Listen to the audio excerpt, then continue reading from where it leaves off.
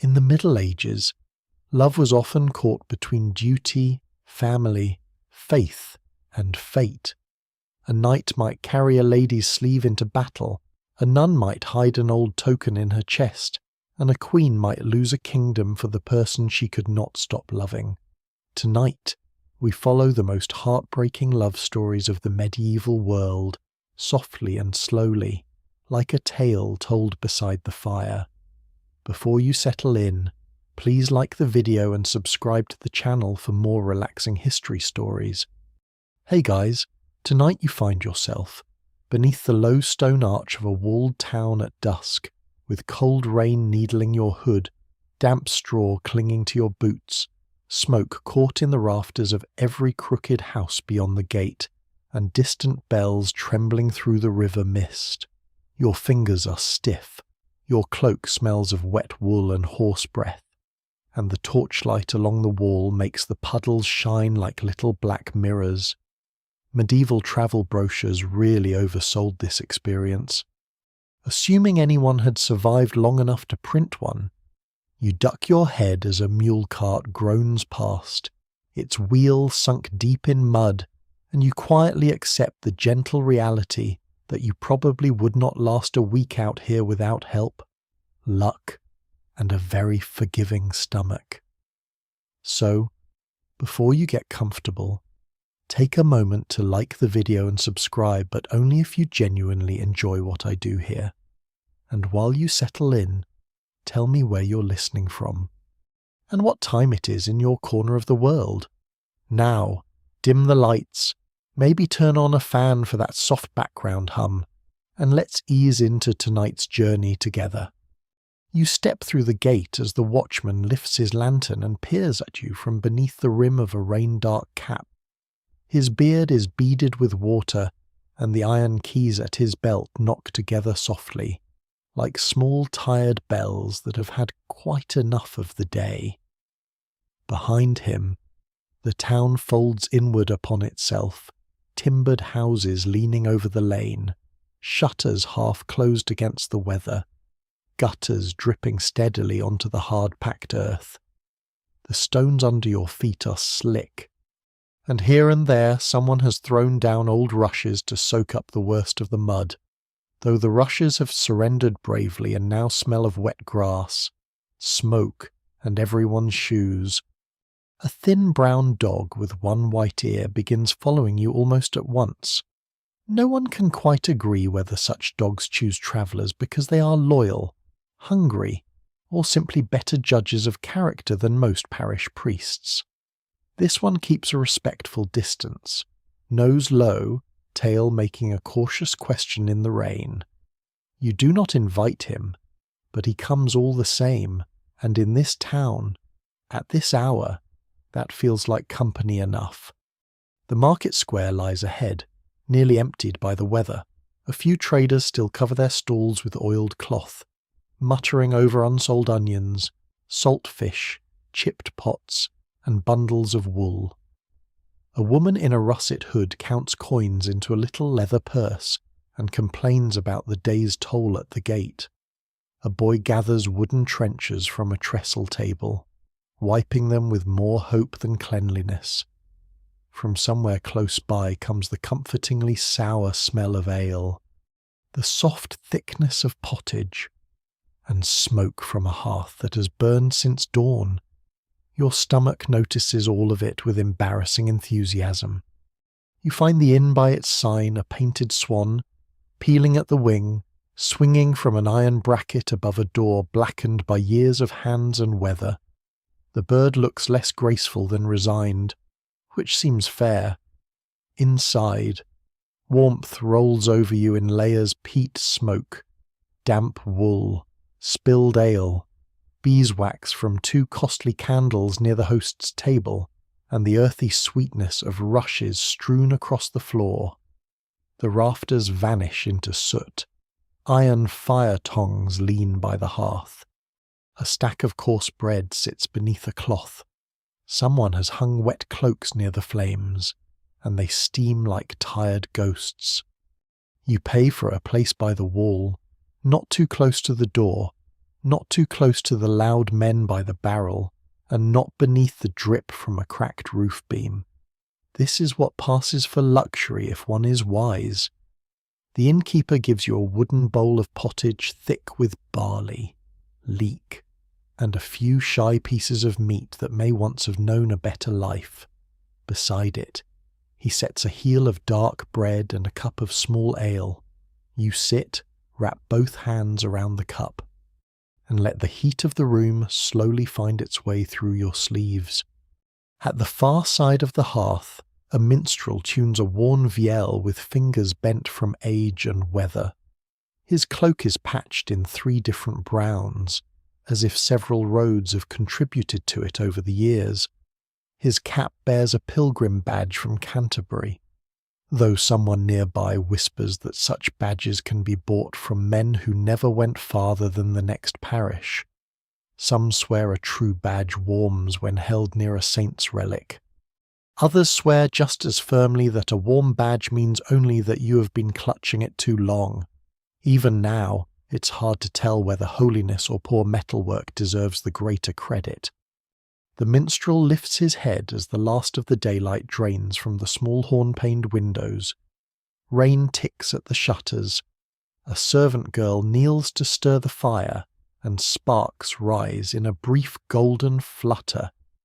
The dog with the white ear slips in when no one is looking and curls beneath your bench, pretending he has always belonged there.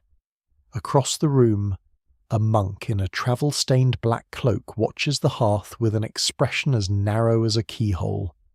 At his belt hangs a little wooden case, bound in iron, the sort that might hold a relic, a letter, or nothing at all except someone's confidence. The room quiets by degrees, not suddenly, but like a field settling after wind. Cups lower, dice stop clicking. A merchant folds his hands over his belly. Near the fire, an old woman pulls a wool blanket higher round her shoulders and murmurs that rainy nights are best for sad tales, because the saints have already set the rhythm on the roof. The minstrel smiles at that, though only with half his mouth. He begins not with a flourish, but with a soft scrape of bow on string. He sound thin as mist over a river. You feel it before you understand it, the way people in cold rooms feel a draught around a closed door. He says there are love stories that make young folk sigh and old folk stare into the ashes. There are stories of rings hidden beneath floor rushes, of letters sewn into sleeves, of vows spoken beside wells, of brides who wait through wars and grooms who never return by the road they promised. There are stories, he says, that no one tells the same way twice, because grief changes shape in every mouth. Those who tell the tale never fully agree where the first sorrow begins. Some place it in a king's hall under painted beams, some in a monastery library where ink freezes in winter, some in a forest where a white horse lowers its head to drink from a stream. But the minstrel, being old and fond of making listeners lean closer, begins here, in a town much like this one, on an evening much like this, when rain darkens the gate stones and strangers come in carrying more secrets than coin. You eat slowly as he speaks, letting the pottage warm you from the ribs outward. He tells of a manor beyond the northern fields, where the Lord's hall has rushes spread fresh for a feast, and beeswax candles burn before honoured guests while the lesser folk make do with tallow that smokes and spits.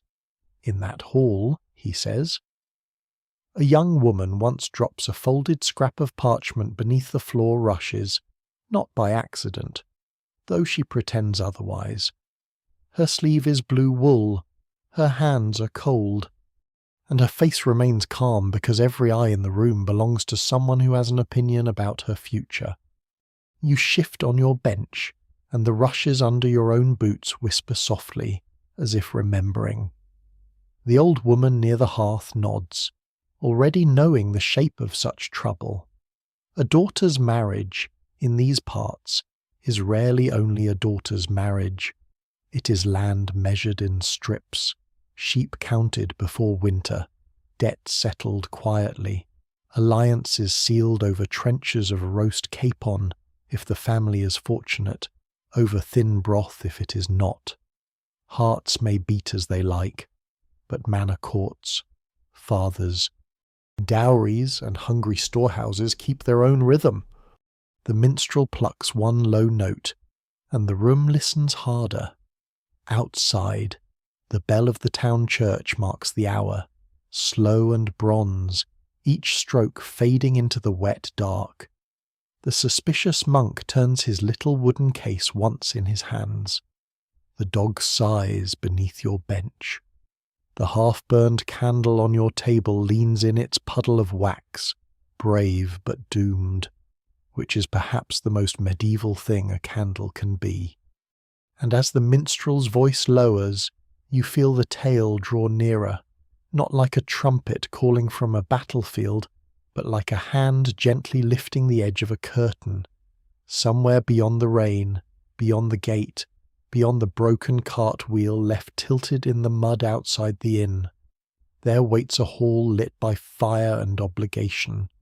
There waits a hidden letter. There waits a love already being bargained away before it has been allowed to speak. You sit very still as the minstrel lets the last note fade, and the inn seems to lean with you toward the fire. Rain continues to worry the shutters. The half-burned candle beside your bowl gives one soft gutter, then steadies, as if even wax wishes to hear what becomes of the folded parchment beneath the manor rushes. The dog under your bench opens one eye, decides no one is offering meat, and returns to sleep with the calm authority of a creature that has solved most of life's questions. The minstrel carries you northward in his telling, and you go with him. You feel the warmth of the inn loosen around your shoulders, and in its place comes the larger, draftier heat of a manor hall.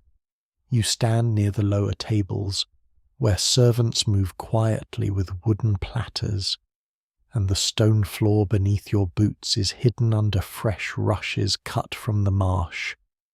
They smell green at first, sweet and clean, though beneath them lingers the old scent of smoke, spilled ale, damp wool, and all the meals that history politely forgot to scrape away. Medieval housekeeping, you soon learn, is sometimes less a battle against dirt than a negotiated truce. The hall rises above you with soot-black rafters, and walls hung with faded cloths to keep out the worst of the cold. At the high table, beeswax candles burn clear and golden before the Lord, his wife, and their guests, while farther down, cheaper tallow lights sputter and complain.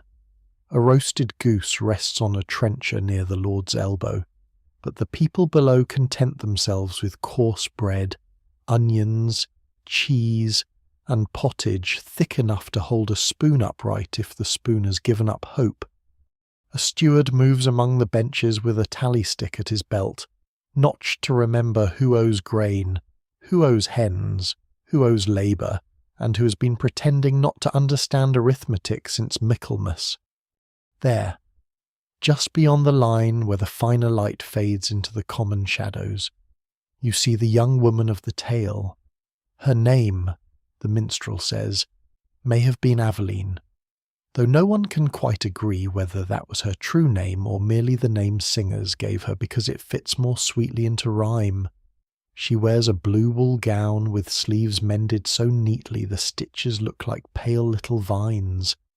Her hair is covered, as custom requires, but a few damp curls escape near her temple, and her hands are folded with such care that you know they are not calm at all.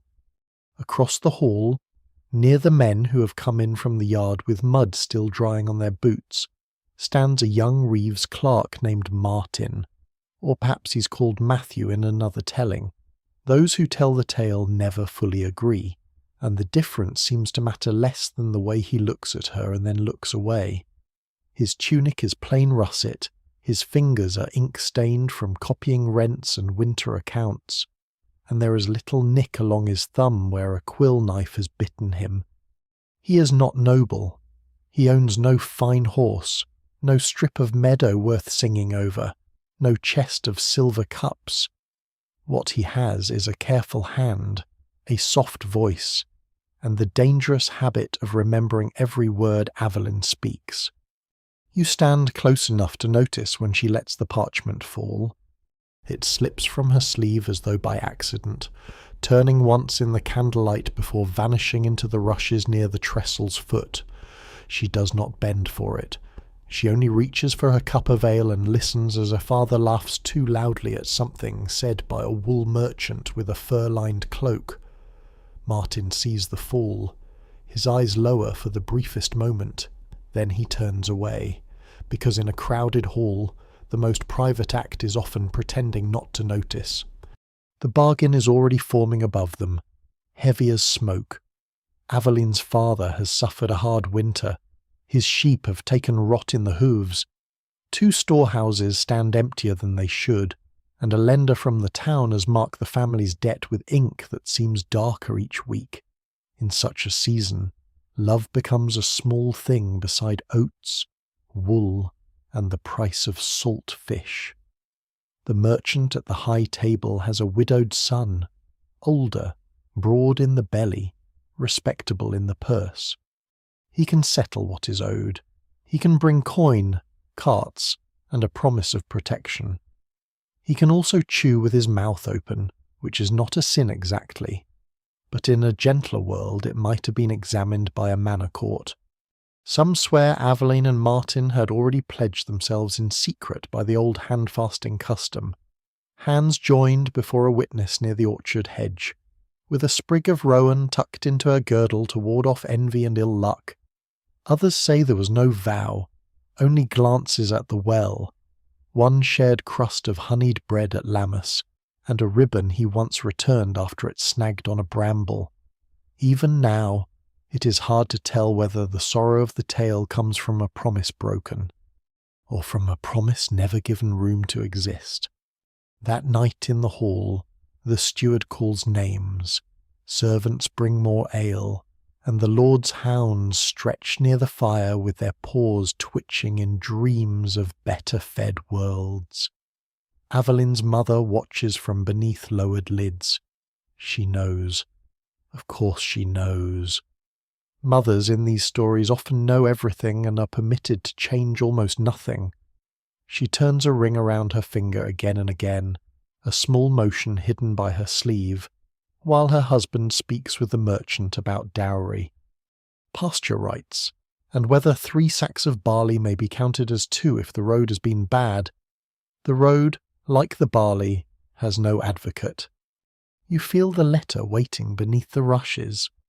When the meal thins and the hall loosens, when trenchers are gathered for the poor at the door and the better bones disappear into the hands of kitchen boys, Martin moves. He does not hurry. He kneels as though to tie the thong of his shoe, brushes aside a few green stems, and closes his fingers around the folded parchment. Aveline does not look at him. She looks instead at the painted cloth on the wall, where a hunter chases a stag forever between 2 faded trees. The stag, you suspect, understands the evening perfectly. Later, in the yard, under a shed where broken cartwheels lean against the wall, Martin opens the letter by the light of a horn lantern. The rain has softened to mist. Chickens mutter in their sleep. Somewhere a groom curses gently at a horse that has stepped exactly where horses always step when men wear clean shoes. Inside the fold is not a poem, not quite, Aveline writes plainly, because parchment costs money and despair rarely has room for decoration. She tells him the bargain will be sealed before Candlemas if her father has his way. She tells him she has hidden 3 small coins in the hollow behind the chapel's loose stone, though 3 coins will not outrun a family debt. She tells him she remembers the orchard, the rowan sprig, the day he said the sky looked like washed linen, which was a terrible compliment to the sky, but a fine excuse to stand beside her. At the bottom she writes that if he can speak to the priest, Perhaps something may yet be done. A secret betrothal, if witnessed and spoken in the right words, might have weight, or it might not. Church law and village custom do not always walk at the same pace, and when they do, one usually limps. No one can quite agree whether the priest in this tale is kind, frightened, or simply too fond of the merchant's winter donations to the parish roof. The roof, like many roofs, has a remarkable talent for becoming holy when money's needed. Martin folds the letter again and presses it to his mouth, not dramatically, not as a bard might do for applause, but quietly, with rain dripping from the shed roof and mud dark around his boots. You stand nearby in the telling, feeling the cold creep through your soles. For a moment, the world seems small enough to mend one girl in blue wool, one clerk with ink on his hands, one loose stone near a chapel, one priest, one chance before Candlemas. But the minstrel's bow lowers into a sadder note, and you remember where you are in an inn at dusk, listening to one of the most heartbreaking love stories of the Middle Ages, where chances are delicate things and winter debts are not. Around you, the listeners shift softly. The suspicious monk by the hearth turns his wooden case once more. The old woman closes her eyes. The dog beneath your bench dreams and gives a faint whimper. And the letter, warm from Martin's hand, becomes the first small flame in a night that has not yet decided whether it will guide them or burn everything away. The minstrel does not tell you at once whether Martin reaches the priest before Candlemas. His bow moves softly, and the hall of Aveline's manor thins into smoke, rain, and road. You find yourself walking before dawn, north of the town, with the hidden letter tucked somewhere behind your ribs. The rain has stopped, but the world remains soaked. Your boots pull at the mud with a sound like tired bread being torn apart. The dog with the white ear follows, having judged your company acceptable and your food prospect poor but not impossible. Behind you, the inn sign creaks in the damp wind, and the broken cartwheel by the shed leans in the same defeated posture as before. Ahead, across low fields silvered with frost, monastery bells begin to mark the hour. They come slowly, crossing the wet land with that patient confidence bells possess. In a world without pocket watches, monastery bells are less a convenience than a polite captivity. You walk when they say walk, pray when they say pray, eat when they say eat, and wake when they say wake, which is bold behaviour from objects made mostly of metal. By the time the abbey walls rise before you, pale in the morning mist, your cloak is heavy and your fingers are numb. A lay brother admits you into the guest house after a glance at your boots, your tired face, and the dog, who enters with the confidence of a minor abbot. The room smells of damp hay, boiled beans, wood smoke, and wool blankets kept too long in a chest. Near the door, a bowl of water holds rosemary, because some swear the herb keeps away both sickness and melancholy, though the room suggests it is fighting unevenly. You warm your hands beside the fire while the bells settle into silence. A monk brings coarse bread and smoked fish on a wooden trencher. His sleeves are dark with ink near the cuffs, and there is a permanent black crescent beneath one fingernail. Beyond an inner doorway, you hear the scratch of quills and the soft cough of someone breathing cold air and lamp smoke. The suspicious monk from the inn appears again near the guest-house wall, his iron-bound wooden case resting on his knees. No one explains how he has arrived before you. Some swear monks know secret lanes between every abbey and alehouse in Christendom. Others suggest travellers underestimate how fast a determined man can walk when carrying something he does not trust. Even now, it is hard to tell which answer is less comforting. Brother Anselm leads you to the edge of the scriptorium, not fully inside, because visitors are welcome only until they endanger parchment. The room glows with narrow winter light. Scribes bend over desks wrapped in wool, with knives, pumice stones, ink horns, and quills laid out with solemn care. One brother rubs vellum smooth, another warms his ink, for frozen ink can make letters ugly, and ugly letters may be treated as a moral weakness if the prior is in a mood. There, between the bells of prime and terce, the whisper begins. Brother Anselm tells you of Abelard and Eloise, though he says the names with caution, as if they might still stir trouble from the dust. No one can agree whether theirs is a tale of holy devotion, ruinous pride, true love, or all three braided too tightly to untangle. Abelard is a master of learning, famous in Paris for argument and song, admired by students, envied by rivals, and perhaps too pleased with the sound of his own brilliance. Scholars are not always humble men. Parchment has preserved this.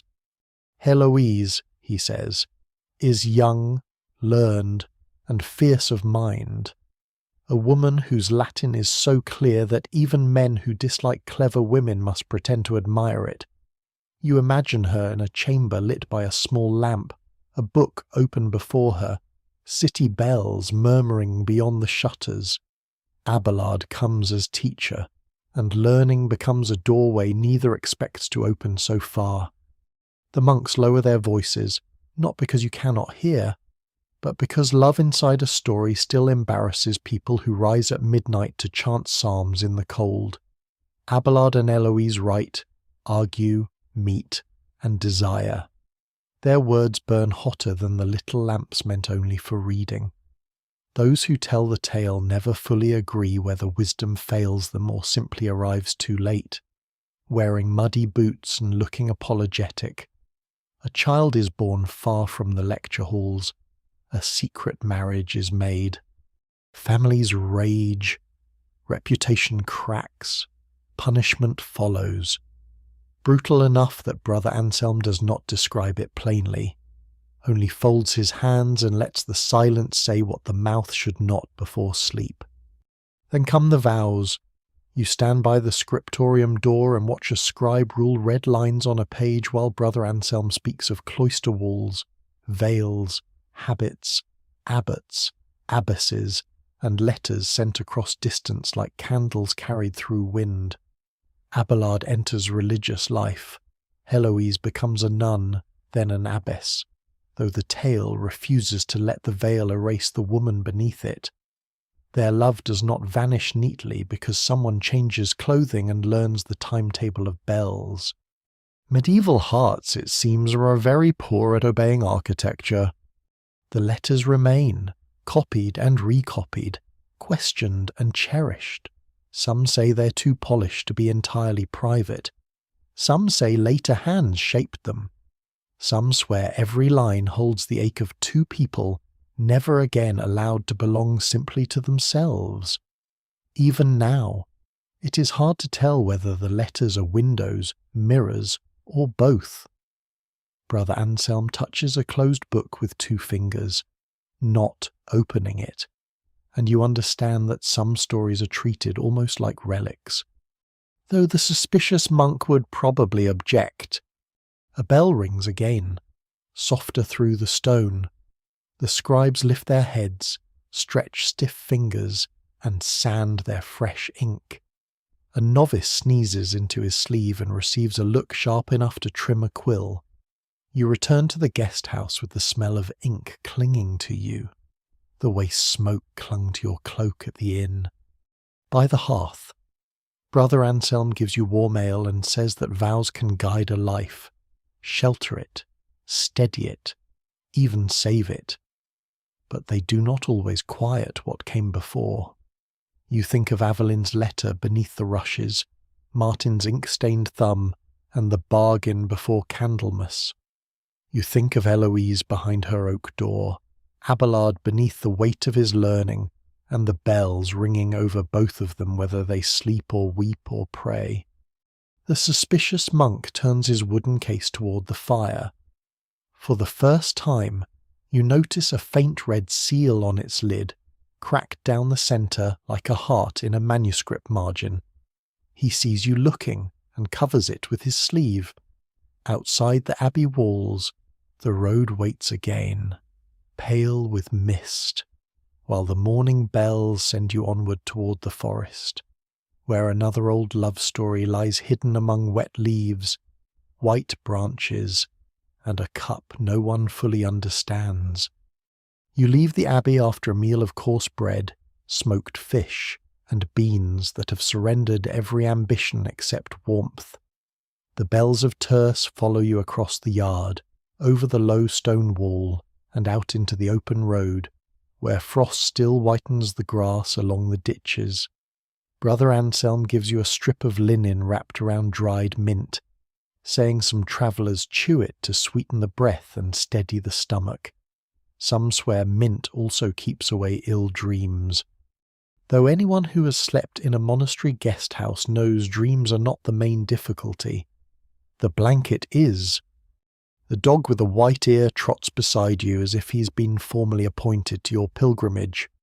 Behind you, the suspicious monk walks at a measured distance, the iron-bound wooden case tucked beneath his cloak. No one says he is following you. No one says he is not. Medieval roads leave plenty of room for uncomfortable uncertainty. By mid-morning, the fields begin to fold into woodland. The road narrows beneath bare branches, and the mud grows dark where carts have cut it into deep ruts. Wet leaves lie plastered against the track like old scraps of brown parchment. Here and there, a wayside cross leans beneath a crust of moss, with little offerings tucked around its base, a bent pin, a strip of blue thread, 3 hazelnuts, and a pilgrim's broken buckle.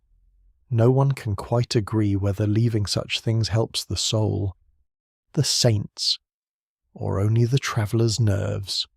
But you understand the habit. In a forest this quiet, even a bent pin feels like a conversation. A thin mist gathers between the trunks. Your cloak brushes bramble and fern. Somewhere a jay shrieks, startlingly rude for such a small creature. The dog stops, sniffs, and decides the jay is not edible enough to justify effort. Ahead, you hear voices, and soon you come upon a little band of pilgrims resting beneath an ancient oak, whose roots rise like sleeping knuckles from the earth. Their cloaks are patched, their staffs are muddy, and each wears a badge pinned near the shoulder. A scallop shell, a tiny leaden saint, a flask-shaped token from some distant shrine. One old man has tied a sprig of evergreen to his hat, claiming it confuses evil spirits. It also confuses other pilgrims, but that is perhaps part of the charm. They make room for you near their small fire, and you sit on a fallen log while smoke crawls low under the branches. A woman in a saffron hood passes you a piece of coarse bread rubbed with garlic. Another pilgrim shares dried apples from a wicker pouch. The suspicious monk remains standing at the edge of the clearing, pretending to study the trees, though his ears are very clearly employed. The pilgrims are speaking of Cornwall, Brittany, Ireland, and seas so rough that even saints might prefer to stay ashore. At the centre of their talk is Tristan, or Tristram, or Tristane. Those who tell the tale never fully agree on the name, which is convenient for singers and deeply annoying for scribes. They speak of a knight raised among courts and harps, skilled with sword and song, sent across the water to bring back Isolde, the golden-haired princess meant to wed his uncle, King Mark. The old pilgrim with the evergreen hat leans close to the fire and says the trouble begins with a cup. You feel the forest become still around the word. Even the dog lifts his head.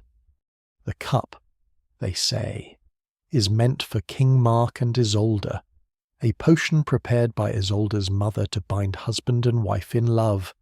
Some swear it is brewed from wine, herbs, honey, and words whispered under the moon. Others insist there is no magic at all, only a strong drink, a long voyage, and two young people trapped together between duty and desire. Even now, it is hard to tell whether the potion causes their love or merely gives the tale a way to forgive it. You imagine the ship as the pilgrim speaks the sail snapping in salt wind, ropes creaking, gulls crying overhead, the deck slick beneath Tristan's boots. Isolde stands wrapped in a cloak of green and gold, proud, grieving, and angry, for she is being carried from her father's land toward a marriage arranged across maps and treaties. Her maid Brangien keeps watch with eyes quick as a wren's. A chess slides in the corner. Somewhere below, sailors mutter about weather, saints, and whether fish stew counts as a meal if it has more bones than fish. Medieval sea travel, you think, is land travel's damp cousin with worse flaws. The cup is brought out by mistake, or thirst, or fate wearing the plain cloak of human carelessness. No one can quite agree whether Tristan drinks first, or Isolde, or whether they share the cup in one long silence while the sea heaves around them. The pilgrims argue gently over this, as pilgrims do when they've walked far enough that disagreement becomes a form of warmth. But all agree on what follows. Something opens between them that neither rank, kinship, honour, nor fear can close. You listen with cold hands wrapped around the bread. The story moves like mist through the oak trees. Tristan brings Isolde to Mark's court, and all the while he must stand near what he cannot have. Isolde becomes queen, crowned beneath candlelight and song, but her eyes seek the man who delivered her there. Mark is not always cruel in the telling. Sometimes he is trusting, even tender, which makes the sorrow sharper. A villain is easy to blame. A kind man wounded by love is harder to set down. In the forest clearing, the saffron-hooded woman lowers her voice. She speaks of secret meetings beneath trees, messages carried by servants, a harp played too softly in the night, and signs arranged where only lovers understand them. Some say Isolde leaves a ring in a cup. Some say Tristan carves marks into hazel branches. Others say a dog knows more than any courtier, which your white-eared companion seems willing to believe. There is an old custom, one pilgrim adds, that hazel and honeysuckle twine together so tightly that if they are parted, both may wither. Lovers in some villages still exchange little strips of hazel bark, though priests frown on the habit unless it can be made to sound respectable. You look up at the bare branches overhead and imagine them leafed in summer, green and secretive, sheltering every vow people are too afraid to speak indoors. The fire settles. Smoke threads through the mist. A cart passes somewhere beyond the trees, its wheels complaining in the ruts, and for a moment you think of the broken wheel outside the inn, of Aveline's letter beneath rushes, of Eloise's words crossing cloister walls. All these loves seem to move by hidden roads. They pass under doors, beneath floor coverings, through ink, through song, through cups lifted before anyone understands the cost. The suspicious monk finally steps nearer, his expression pinched by disapproval or cold. He says, softly, that potions are dangerous nonsense and that Christian souls should not blame herbs for choices. The old pilgrim with the evergreen hat nods gravely and replies that choices are also dangerous nonsense, and people keep making them. This produces a silence so complete that even the monk appears unsure whether he has been corrected or blessed. By afternoon, the pilgrims rise and stamp feeling back into their feet. You share the last of the dried apples. The dog receives nothing and takes this personally. The road draws you onward through the forest, where mist thickens in the hollows, and every branch seems briefly shaped like a listening hand. Behind you, the pilgrims' voices fade into the trees, still debating the cup, the ship, the first glance, the first mistake.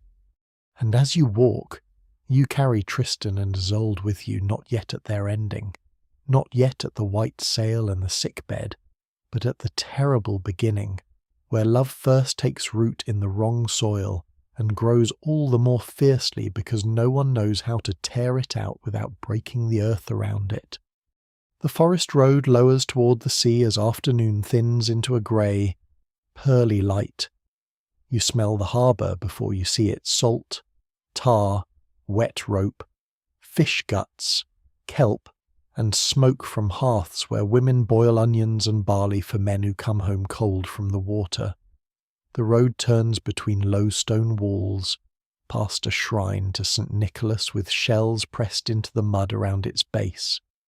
Sailors touch the little carved saint as they pass, not always reverently, but always quickly, because even men who laugh at charms prefer not to offend anyone in charge of storms. The dog with the white ear trots beside you, displeased by the gulls. They wheel overhead and cry like souls who have been given disappointing lodgings. Behind you, the suspicious monk comes down the road with his wooden case tucked beneath his cloak, his boots dark with mud, his mouth set in the shape of a man who has smelled the harbour and found it theologically troubling. You enter the town through no grand gate, only between fish stalls and leaning cottages roofed with thatch weighted by stones. Nets hang from poles to dry. A boy mends one with fingers red from cold. A woman in a teal gown and patched apron scrubs a wooden bucket with sand. Near the quay, barrels of salted herring stand in rows, each marked with a merchant's sign. Salt, here, is wealth, memory, and survival. Without it, winter eats faster than any wolf. The pilgrims from the forest have arrived ahead of you, or perhaps another band like them, for medieval roads are full of people who seem oddly familiar after rain, smoke, and poor sleep. They gather inside a harbour alehouse whose door creaks in the wind.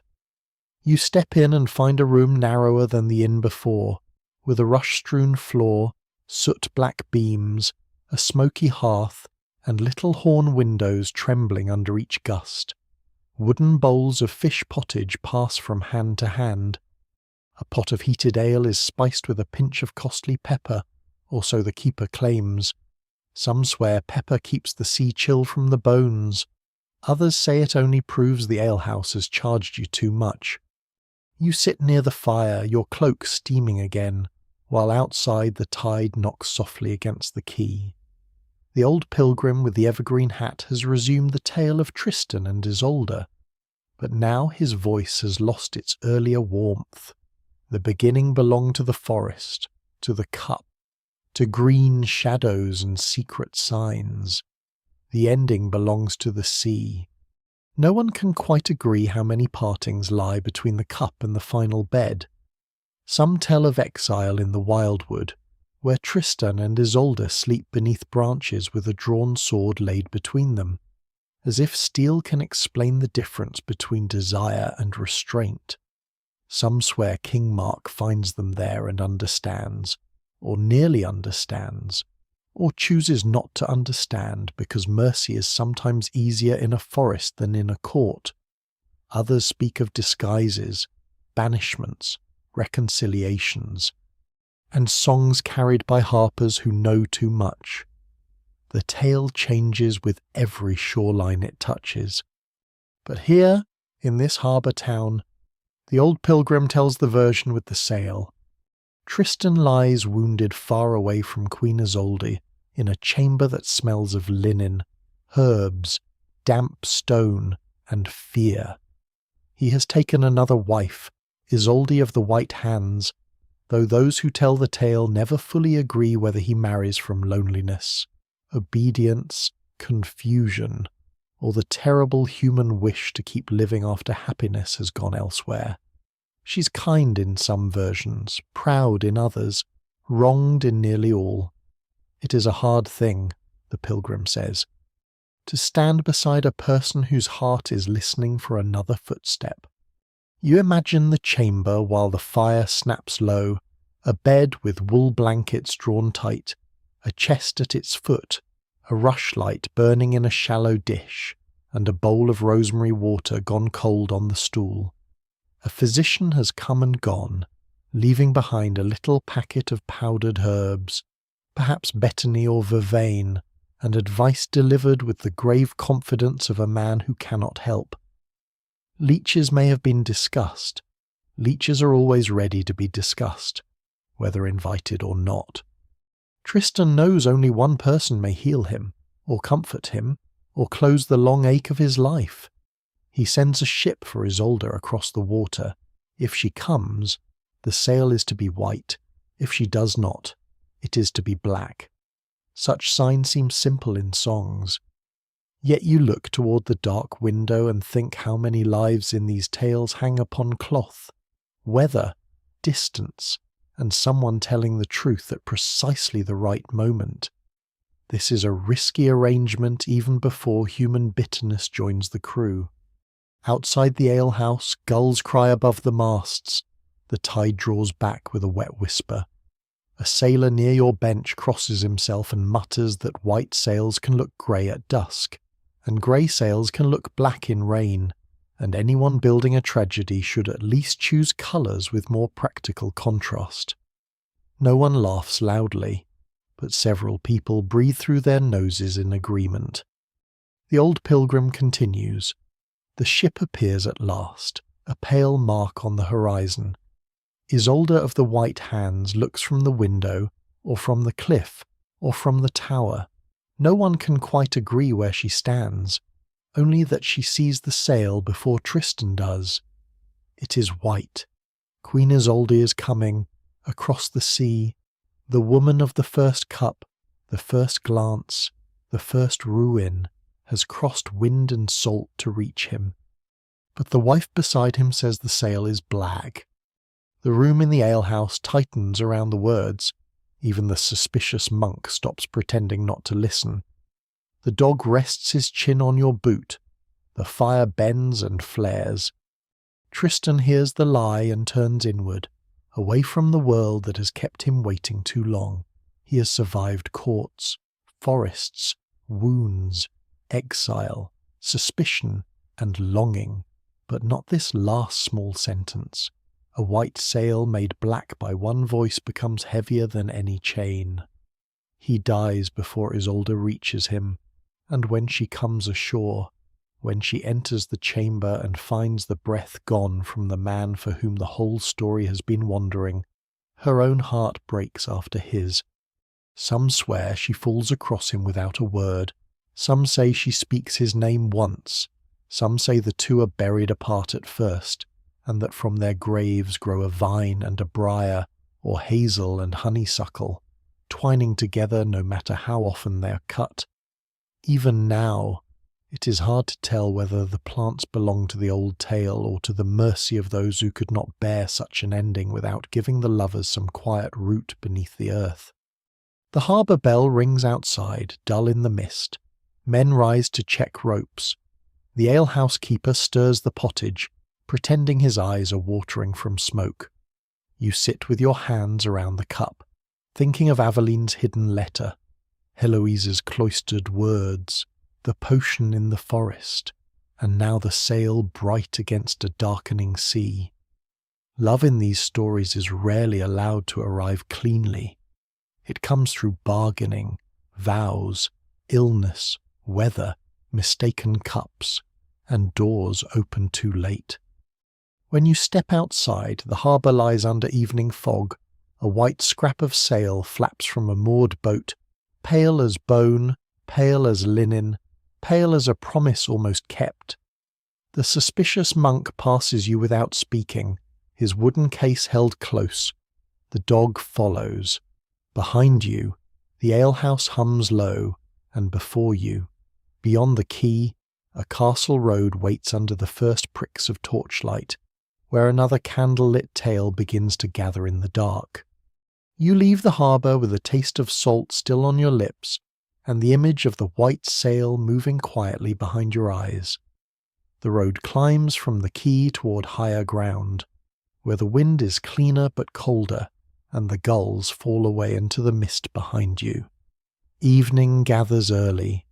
The sky lowers to the colour of pewter, and the puddles in the ruts hold thin strips of torchlight from the castle ahead. The dog with a white ear trots at your side, occasionally pausing to inspect tufts of grass with the seriousness of a bishop examining doctrine.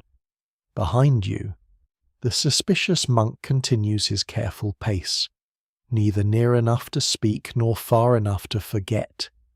His iron-bound wooden case knocks once against his hip, a small sound, dull and secretive.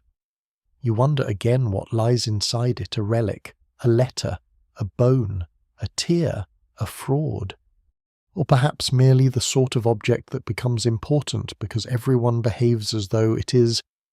The castle gate rises before you at last, black against the last grey light. Its towers are not graceful, they are squat, damp, and practical, built by people who expect trouble and have little interest in flattering the horizon. A guard in a fur-lined cloak leans down from the wall and asks your business. A servant from the harbour alehouse has given you a token, a bit of notched wood proving you are bound for shelter in the outer hall, and after some grumbling, the gate opens with a long iron complaint. Inside, the courtyard smells of horse sweat, wet straw, wood smoke, and cabbage boiling somewhere with tragic confidence. Men carry bundles of firewood beneath the arcade. A girl scatters fresh rushes near the entrance to the hall. A groom rubs down a grey mare while muttering a charm against swelling in the legs. Some swear a horse's fetlock tied with red thread will keep lameness away, though the mare seems more interested in biting his sleeve.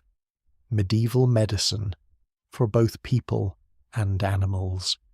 Often feels like equal parts herbs, hope, and string. You are brought first into the great hall, where the evening meal has already thinned into crumbs, cups, and low conversation. The tables are still set with trenchers darkened by gravy, and the servants move quietly with baskets for the leftovers that will go to the poor at the gate. Above the central hearth, smoke climbs toward the rafters and loses its way among old beams. Shields hang on the walls, tapestries stir faintly in the draughts, showing hunts, saints, lions, and one unicorn looking deeply unconvinced by captivity. A steward gives you a place near the lower end, beside two old servants who have seen enough winters to distrust nearly everything except warm ale. One is a laundress with red hands and a white linen coif pinned so tightly it seems to hold her thoughts in place. The other is a former chamberlain whose left knee aches before rain, after rain, and during rain, making him a useful but gloomy weather instrument. They share a bowl of pottage with you, thick with peas and onion, and slide a heel of coarse bread in your direction. It is the laundress who first speaks of Guinevere. Not loudly. Names such as hers are never spoken loudly in castles after dark. They move best near hearths, under the cover of clattering cups, while the high table pretends not to hear the lower benches, and the lower benches pretend not to understand the high table. The laundress says there was once a queen whose hands were pale as candle wax, and whose gowns were finer than any cloth in this hall. A queen of courtesy, of feasts, of bright chambers and May mornings. A queen whose name still makes men lower their voices, though no one can quite agree whether they lower them from reverence, pity, or fear. And with her name comes Lancelot. The old chamberlain snorts softly into his cup, not unkindly.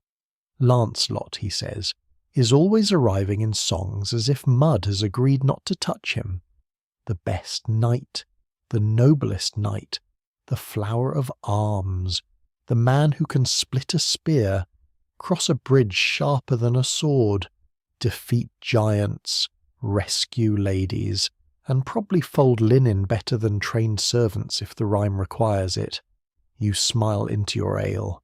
Even the laundress smiles, though she says that fine knights bleed, sweat, sulk, and misplace gloves like everyone else. The hall darkens by degrees, and a servant lights more candles. Beeswax burns before a small chapel door near the upper passage, its scent cleaner and sweeter than the smoky tallow on the lower tables. You're allowed to follow the old servants there when they go to set things in order for the night. The chapel is narrow, stone-walled, and cold enough to make your breath show. A painted Virgin watches from above the altar, her blue robe faded but still tender. A silver lamp trembles before her. On a little side shelf rest wax offering shaped like hands, feet, eyes, and hearts, left by those asking healing from saints who must be very accustomed to receiving body parts in symbolic form. Here, beneath candlelight, the story grows quieter.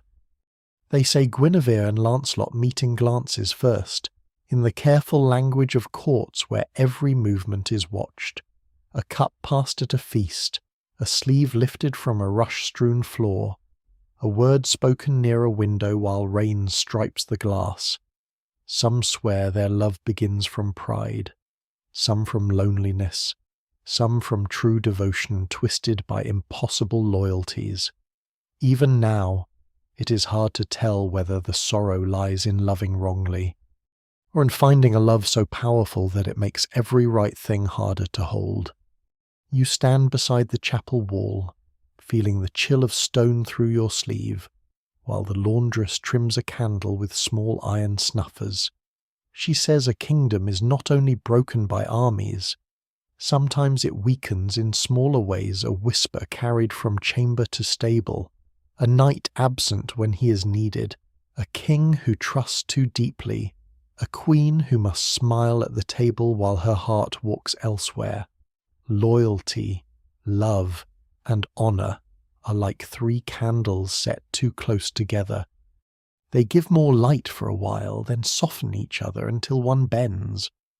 The old chamberlain says Arthur is the saddest figure in the tale, though singers rarely let him sit quietly long enough.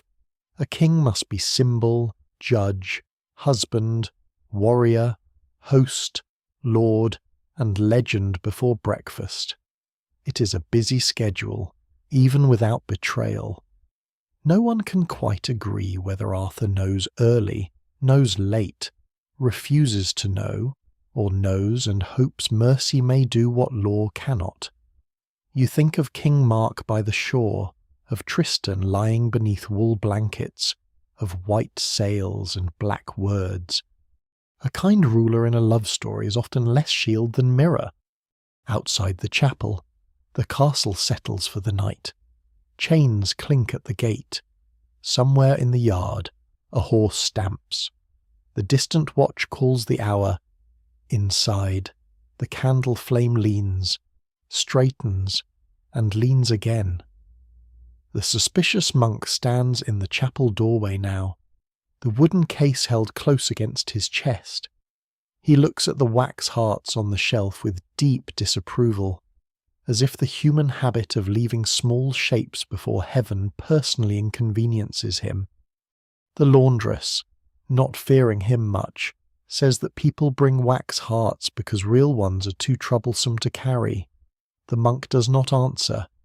The dog sneezes. This seems to settle the matter. Before sleep, you're given a place in the draughty lower hall, wrapped in a wool blanket that smells faintly of cedar, smoke, and someone else's long winter. You lie near the wall, listening to the castle breathe around you. Guinevere's chapel candle still glows beyond the passage.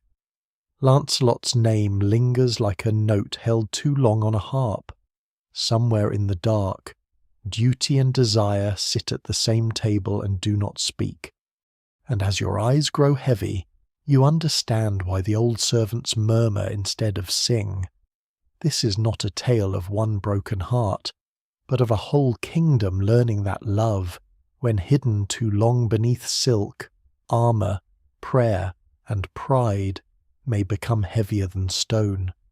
Morning comes not gently, but with a bell, a draught, and someone stepping over your blanket as if you are a poorly placed sack of oats. You wake in the lower hall with your cheek against your folded cloak, the smell of old rushes in your nose, and the dog with the white ear pressed against your knees as though he has contributed rent. Around you, servants are already moving in the grey light, gathering cups, sweeping ash, shaking out cloths, and arguing softly over who has misplaced the iron fire tongs. In a castle, dawn is less a sunrise than a negotiation between cold hands and unfinished chores. You sit up slowly. The chapel candle from the night before is burned low, leaving a stub of wax like a small pale bone on the stand. The old laundress passes with a basket of linen and tells you to hurry if you wish to see the field. Today, she says, the knight's ride. Her tone suggests this is either entertainment, foolishness, or both, and that she has washed enough blood and mud from sleeves to know the difference is not always useful. Outside, the courtyard is alive with clatter. Horses stamp in the straw. Grooms tighten girths and rub animals down with twists of hay. Armourers carry helmets, greaves, shields, and breastplates polished bright enough to catch the weak winter sun. A boy runs past with a bundle of coloured lances, trips on a rut, recovers by miracle, and looks around to see whether Heaven or the steward noticed. Heaven keeps quiet. The steward does not. You follow the crowd through the gate and down toward the tournament meadow, though meadow is a generous word for a broad, trampled field that has been beaten by hooves, carts, boots, and yesterday's rain into a shining kingdom of mud. Wooden barriers mark the lists. Banners snap from poles, bearing lions, crosses, birds, crescents, and one creature that may be a dragon or simply a horse painted by someone who had never met either. Merchants have set up stalls along the edge hot pies. Waterdale, ribbons, cheap knives, pilgrim badges, and little packets of herbs said to protect a man from bruising. Some swear a pouch of comfrey and saint. John's wort tied beneath the tunic keeps bones from breaking. Others point out that knights wear steel and still make interesting noises when they fall. You find a place near the barrier beside the old chamberlain, whose knee has predicted damp weather again with complete accuracy, though the mud has made such prophecy less impressive. The laundress stands nearby with a folded cloth over one arm, ready for someone important to spill wine, bleed slightly, or require dignity restored.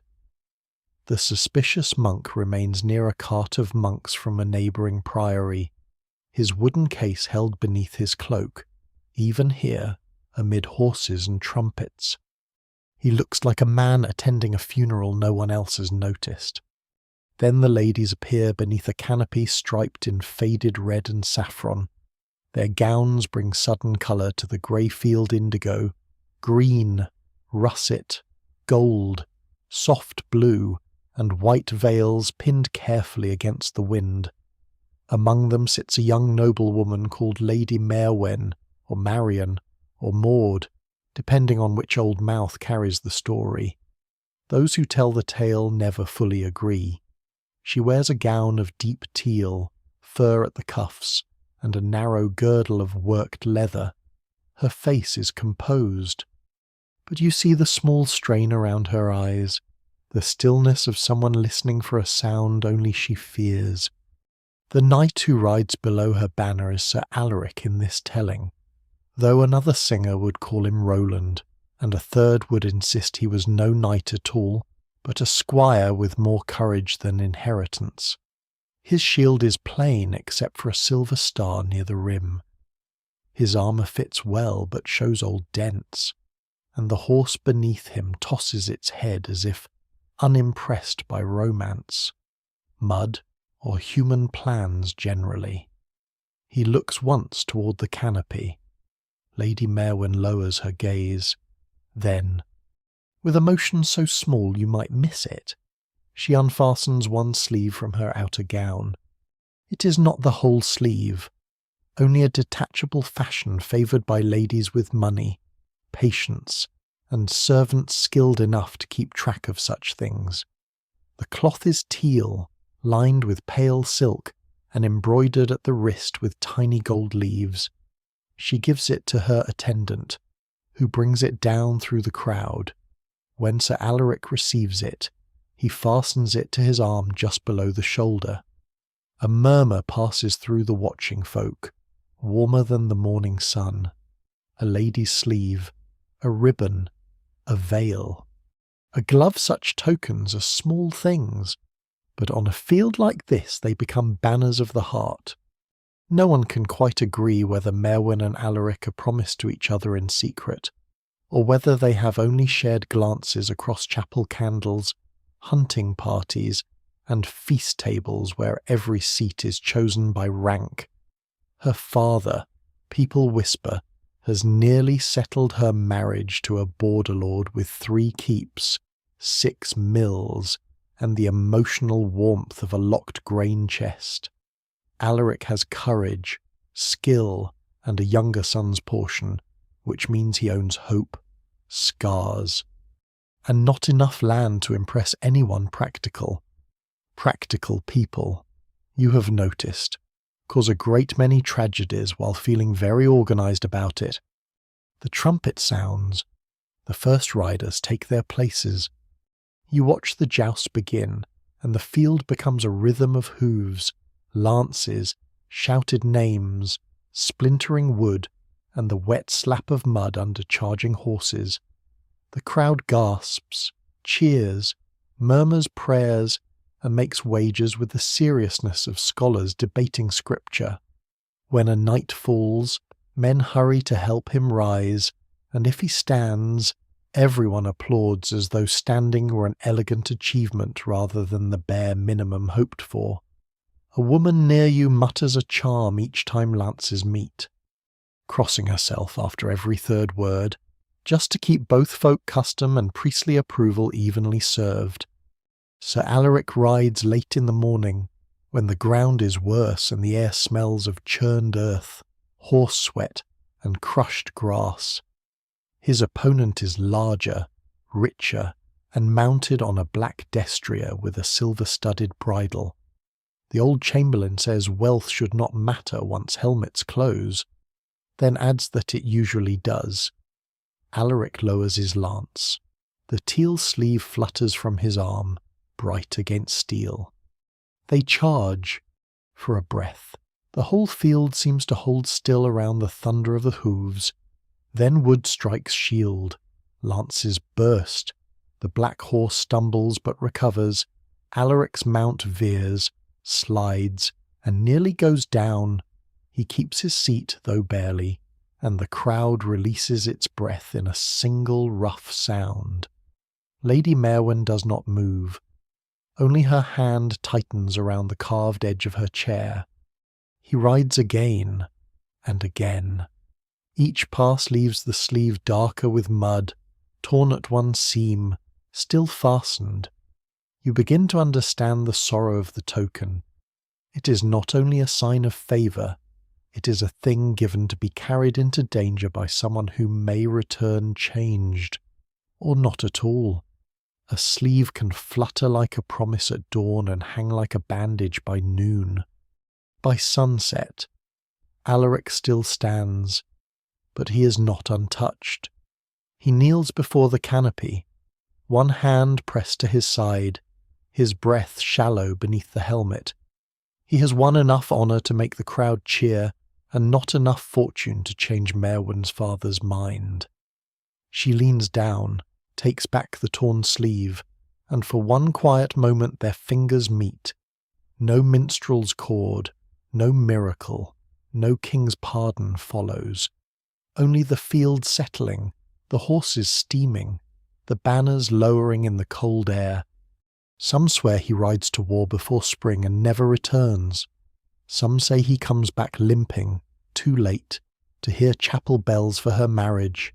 Even now, it is hard to tell whether the heartbreak is his wound, her wedding, or that small touch of fingers in front of everyone, hidden because no one chooses to see. You walk back toward the castle with mud on your boots and twilight at your back. The dog trots beside you, the torn edge of someone's dropped ribbon in his mouth. Behind you, the tournament field grows dim, and the teal sleeve passes into story, carrying with it the soft, impossible weight of a love brave enough to be seen only as cloth. You leave the tournament field with the last cheers sinking into the mud behind you, and for a while the road holds the sound of hooves even after the horses are gone. Evening lies low over the land. The torn ribbon in the dog's mouth drags through puddles until he tires of its glory and abandons it beside a thorn hedge, where it hangs like one more small banner surrendered to weather. Behind you, the castle settles back into its stone patience, torches pricking the gate, banners drooping. Servants already carrying away benches, broken lances, and the ordinary clutter left after noble men have spent a day proving they are difficult to keep alive. The road bends downward through damp fields toward a river village. You smell wood smoke first, then wet reeds, then the faint sharpness of dye vats cooling after the day's work. The river itself appears as a long dark ribbon under the dusk, moving quietly between willow banks. Cottages cluster near it, their walls of wattle and daub patched with clay, their roofs furred with moss and straw. A mill wheel turns slowly at the far end, groaning with each lift, and somewhere a donkey protests as if personally insulted by the existence of labour. You come into the village as women are bringing in linen from lines, though most of it is still damp because the day has been unhelpful. A man with blue-stained fingers carries skeins of wool on a pole across his shoulders. Another sits beneath an open shed, working a small loom, the shuttle passing back and forth with a soft wooden clack that seems to keep time better than any bell. Rushes have been spread just inside doorways to keep the worst of the mud from entering, though the mud, being ambitious, has entered anyway. A widow by the riverside fire gives you a place on an overturned basket and a bowl of thin eel stew with barley. It is warm, which is nearly all a traveller has the courage to ask. The dog receives a fish head and immediately becomes loyal to the widow instead of you, proving once again that affection in the Middle Ages has a very practical stomach. Around the fire, villagers sit with cups of ale, mending nets, twisting thread, sharpening small knives, and watching the river with the attentive mistrust of people who live beside something useful enough to fear. The old chamberlain and laundress from the castle have not followed, but their voices seem to linger in your memory, speaking of sleeves, candles, and love hidden in plain sight. The suspicious monk, however, is still nearby. He stands under the eaves of the weaver's shed, his wooden case beneath his cloak, listening as if he disapproves of the river but has not yet found the proper authority to report it to. It is the weaver with the blue-stained fingers who tells the next tale. He speaks of his daughter, though those who tell it later never fully agree whether she is truly his daughter or the daughter of a cousin, an apprentice, or simply the village's sorrow made into one girl.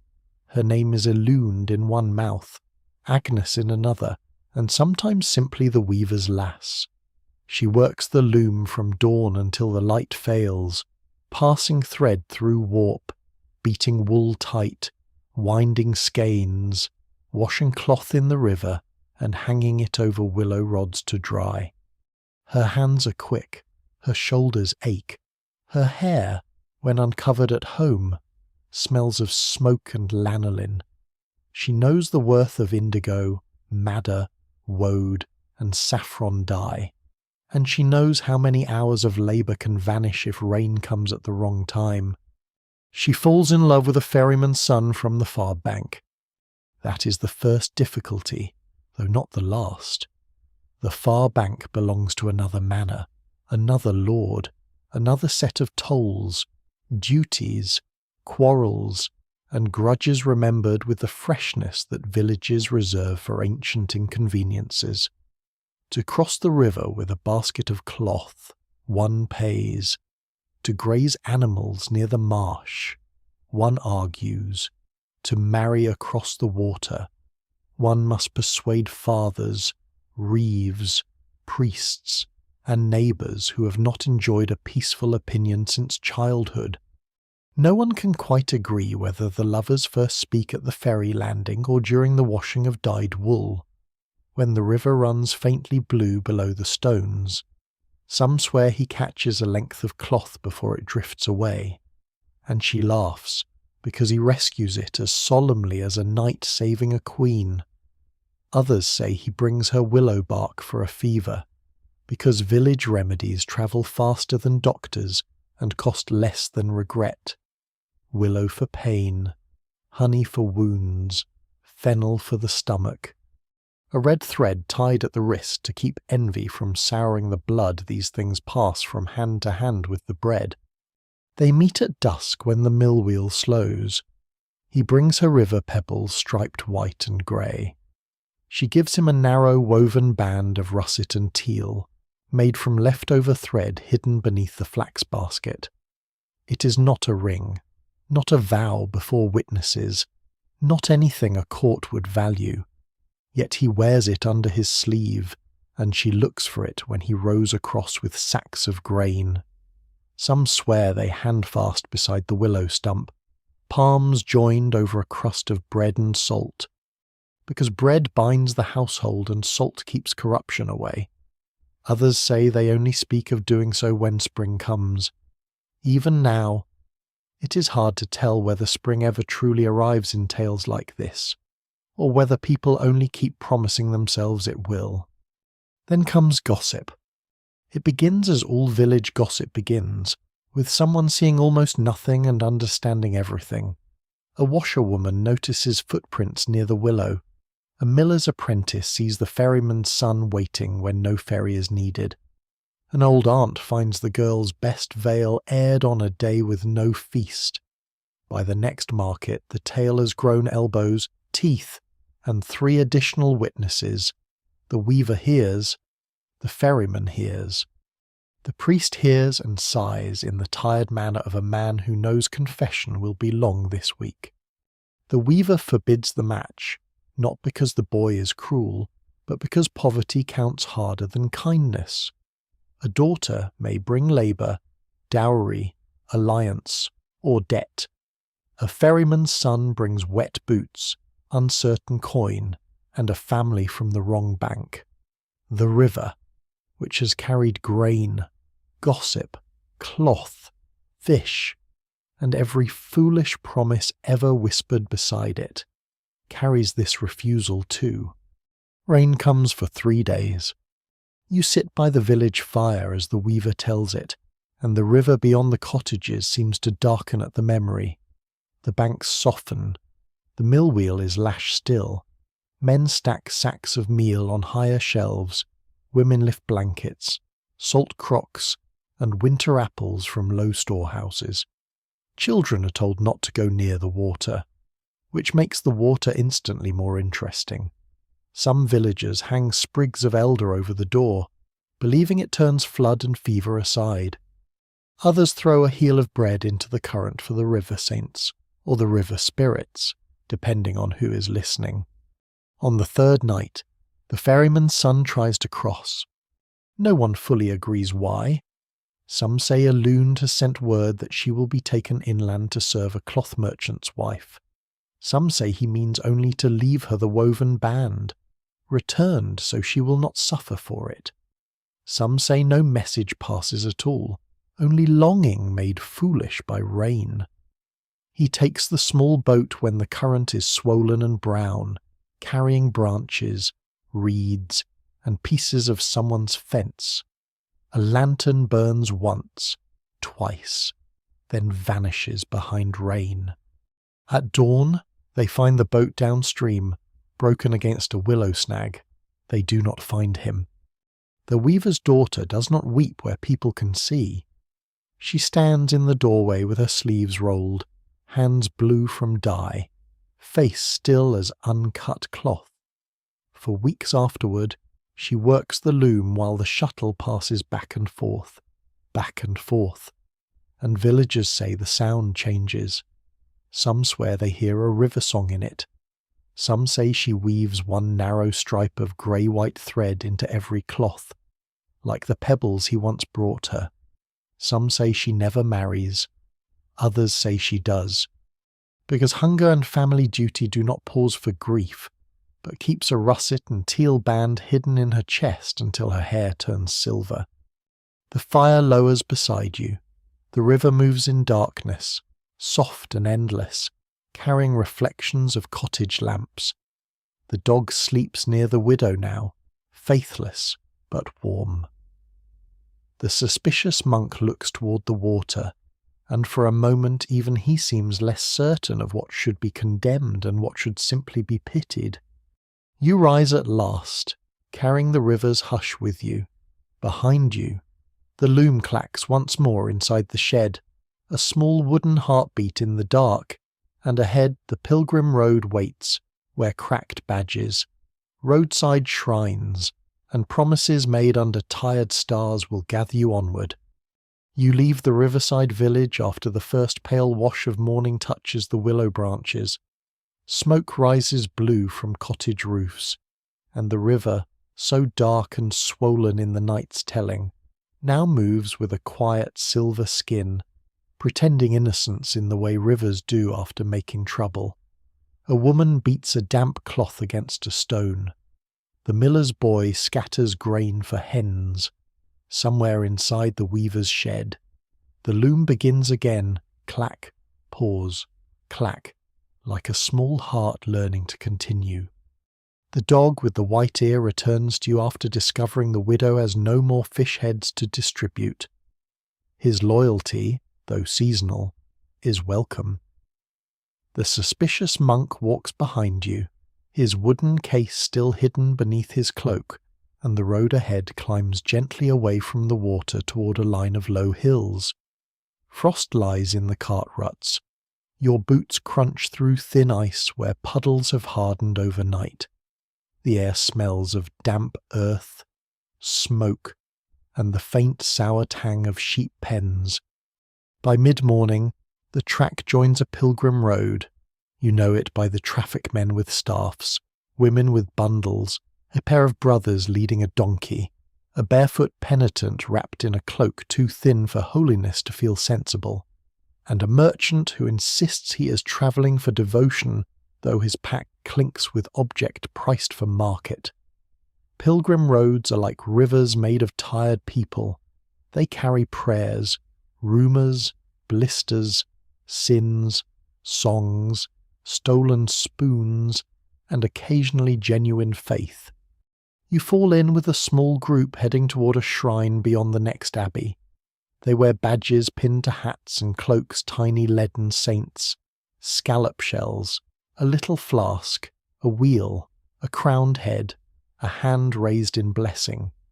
Some are bright and new, others are bent, dulled, or rubbed nearly smooth by fingers. One woman touches hers every time the wind rises, because some swear a pilgrim badge dipped at a holy well can turn aside fever, storms, and bad dreams. Another pilgrim says it mostly turns aside coin from your purse, which is not untrue but feels less comforting.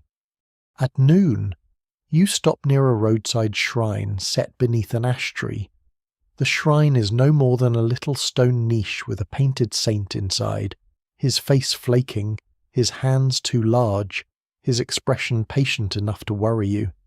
Travellers have left offerings on the ledge a candle end, a crust of bread, a bent pin, 3 feathers, a strip of red wool, and a cracked pilgrim badge shaped like a little ship. Beside it rests a sprig of rosemary, dry and grey-green, tied with a thread that may once have been blue. No one can quite agree whose badge it was. The oldest pilgrim among you, a woman called Petronilla, lowers herself onto a stone and warms her hands around a cup of thin ale. She says the badge belonged to a young mason named Odo, who walked this road years before with a promise tucked beneath his tunic.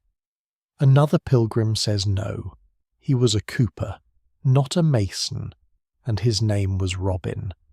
A third insists he was a soldier returning from Gascony, with a limp and a purse full of nothing.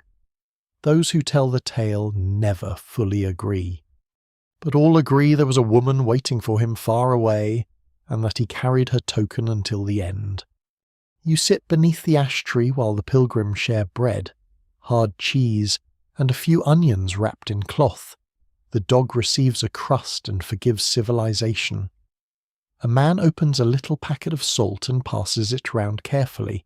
Salt spilled on the road, Petronilla says, invites quarrels unless you toss a pinch over the left shoulder.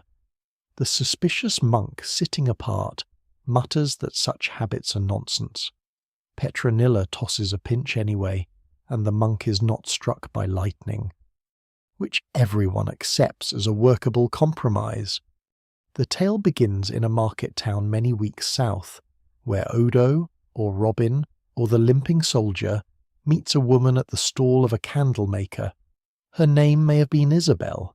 She sells beeswax tapers for a convent house, and her sleeves smell faintly of honey and smoke. He comes to buy a candle before beginning his pilgrimage, not because he is wealthy enough for beeswax, but because his mother has told him that saints hear better when the candle burns clean. This is doubtful theology, perhaps, but very common shopping advice. They speak over the candles. That is all at first. He asks the road to the shrine. She tells him the safer ford, the cheaper inn, the priest who cheats at dice, and the place where the bridge planks sag. He laughs. She does not, then does, just a little. He returns the next morning for a second candle he cannot afford. By the third morning, everyone in the candlemaker's lane knows, because people who sell wax and thread see more than royal spies and ask fewer official questions. Some swear they are hand-fasted before he leaves, with 2 friends as witnesses and a ribbon wound around their joined hands. Others say they only promise to marry when he returns with a badge from the shrine, proof of his safe passage and his prayer fulfilled. Even now, it's hard to tell whether the promise is holy, foolish, or simply human. She gives him a sprig of rosemary for remembrance and a blue thread from her sleeve. He pins them beside his new badge, bright and cheap and shining like a small future. But roads lengthen, that is what roads do. You walk onward as Petronilla speaks, and the story enters your feet. Mud grips your soles, wind presses your cloak flat against your knees. Monastery bells sound faintly from somewhere beyond the hills, marking the hour for people who may or may not be grateful. Odo walks through rain, toll gates, sheep tracks, ferry crossings, and towns where strangers charge him for straw to sleep on and call it hospitality. He shares pottage in alehouses, sleeps beneath carts, rubs goose grease on cracked heels because some swear it prevents blisters, and learns that a pilgrim's staff is useful for walking, testing puddles, and discouraging geese with inflated opinions of themselves. Letters do not travel easily. A message sent with a merchant may vanish into a fair, a flood, or a tavern. A token may be lost, stolen, or traded for supper. Distance, in this world, is not a number of miles. It is weather, coin, illness, closed gates, and whether a ferryman likes your face. Odo means to return before harvest, then before Martinmas, then before Christmas. Each time, the road grows another delay. At last, near this very shrine beneath the ash tree, he falls ill. Fever takes him in a guest shed where damp straw lies thick and a smoky lamp burns low. A woman from a nearby cottage brings him broth with garlic. A clerk reads prayers. Someone ties a charm of 9 knots beneath the bed, not loudly, because the priest dislikes competition. Odo clutches the cracked badge in one hand and the rosemary thread in the other. He asks that they be carried back to Isabel, but the messenger never reaches her. Or perhaps he reaches the town too late. Or perhaps he finds her already married, because hunger, family pressure, and silence are cruel matchmakers. No one can quite agree. Petronilla says only that the badge returns years later to the road, cracked across the little ship, and someone places it at the shrine with a rosemary beside it. You stand before the niche as afternoon light softens around the painted saint. The cracked badge gleams dully among candle stubs and feathers. You think of the teal sleeve dark with mud, the weaver's grey-white stripe, Isolde's white sail, Avelin's hidden letter, Eloise's careful words.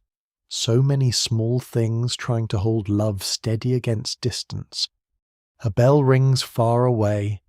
The pilgrims shoulder their packs. The dog shakes frost from his ears. The suspicious monk lifts his wooden case and looks at the cracked badge longer than he means to. Then you walk on, leaving the ash tree behind, while the road carries you toward a convent guest house, an oak door, and a woman who once surrendered her own story to silence. You reach the convent near dusk, when the sky has gone the colour of old pewter, and the pilgrim road turns soft beneath a thin fall of rain. The ash tree shrine lies behind you now, with its cracked badge and dry rosemary, but the image travels in your mind like a smaller, dull coin. Ahead, the convent wall rises around a chapel bellcote, a kitchen roof, a brown winter garden, and an oak gate darkened by weather. Smoke lifts from the chimney and is quickly taken by mist. The dog with the white ear trots under the gate first, as if convent hospitality has been arranged primarily for him. A lay sister in a grey wool veil looks down at his muddy paws, then at yours, and seems unsure which creature is more troublesome. She lets you in anyway. You're shown to the guest house, a narrow room with whitewashed walls, a rush-strewn floor, and straw beds that have forgiven no traveller. A small fire burns in the hearth. Beside it hangs an iron pot of leek broth, and on the table wait coarse bread, soft cheese, salt, and watered ale. Their keys hang from girdles, and their candles are trimmed close to save wax.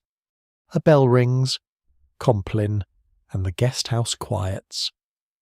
Through the wall, you hear the sisters chanting in the chapel, their voices low and woven together, softer than the river loom, steadier than rain.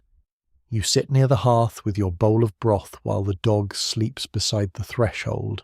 A sister named Maud, her face a map of candlelit patience, brings more wood to the fire.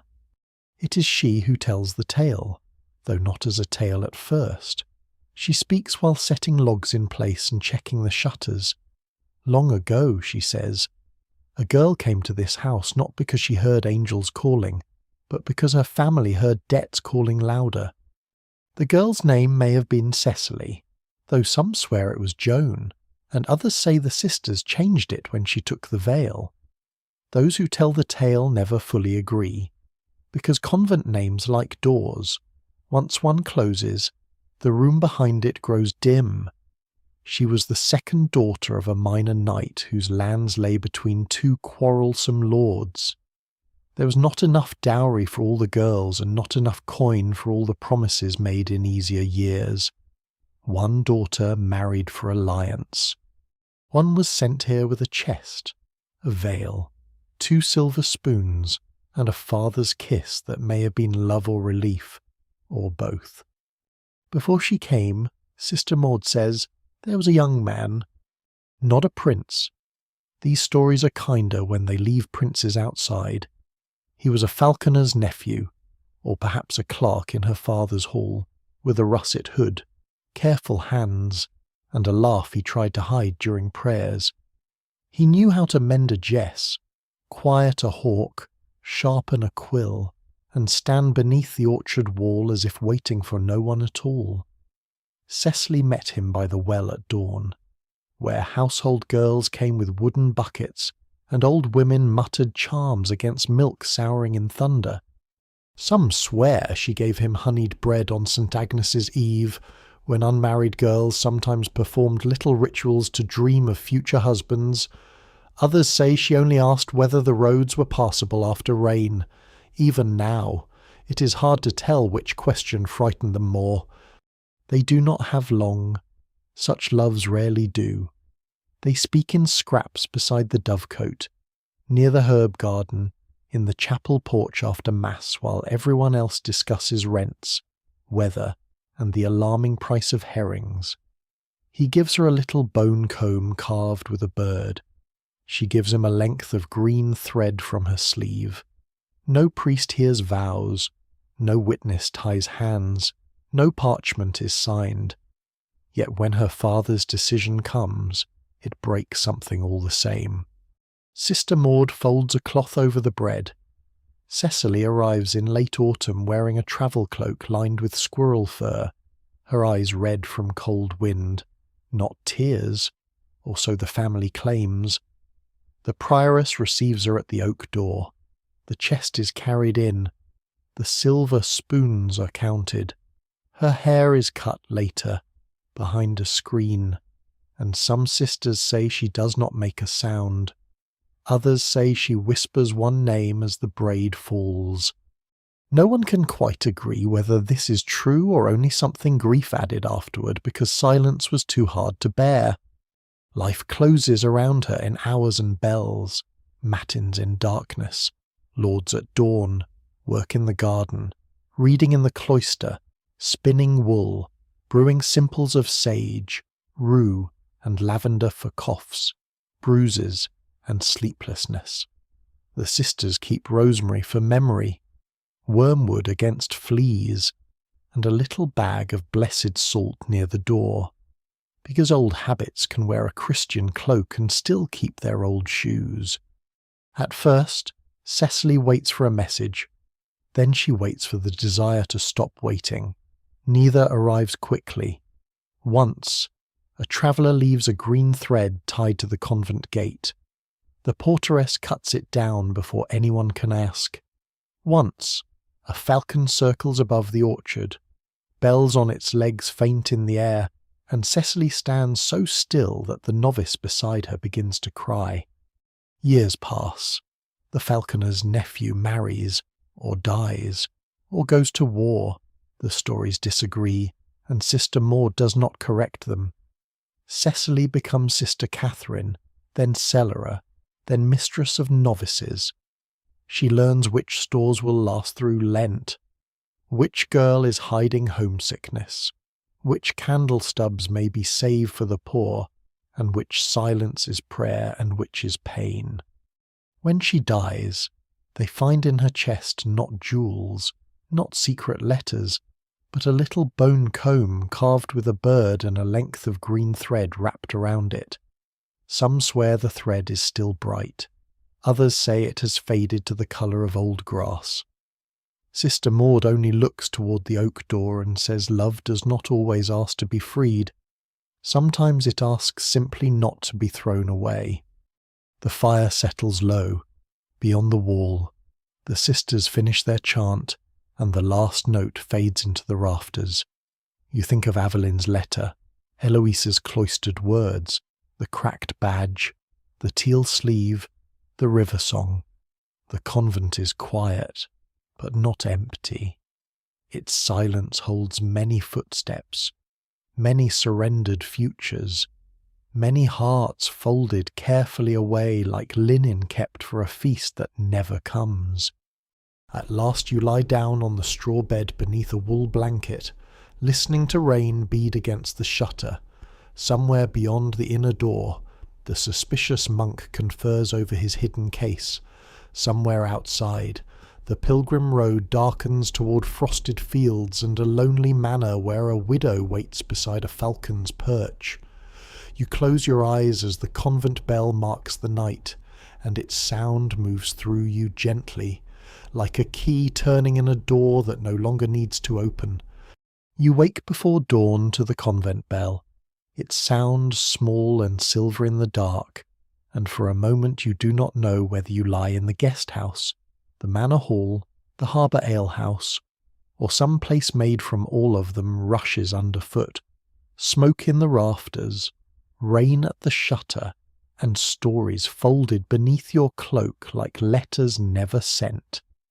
Then the straw bed reminds your back where you are. The dog with the white ear stretches beside the door, yawns enormously, and rises with the solemn exhaustion of a creature who has done nothing and found it taxing.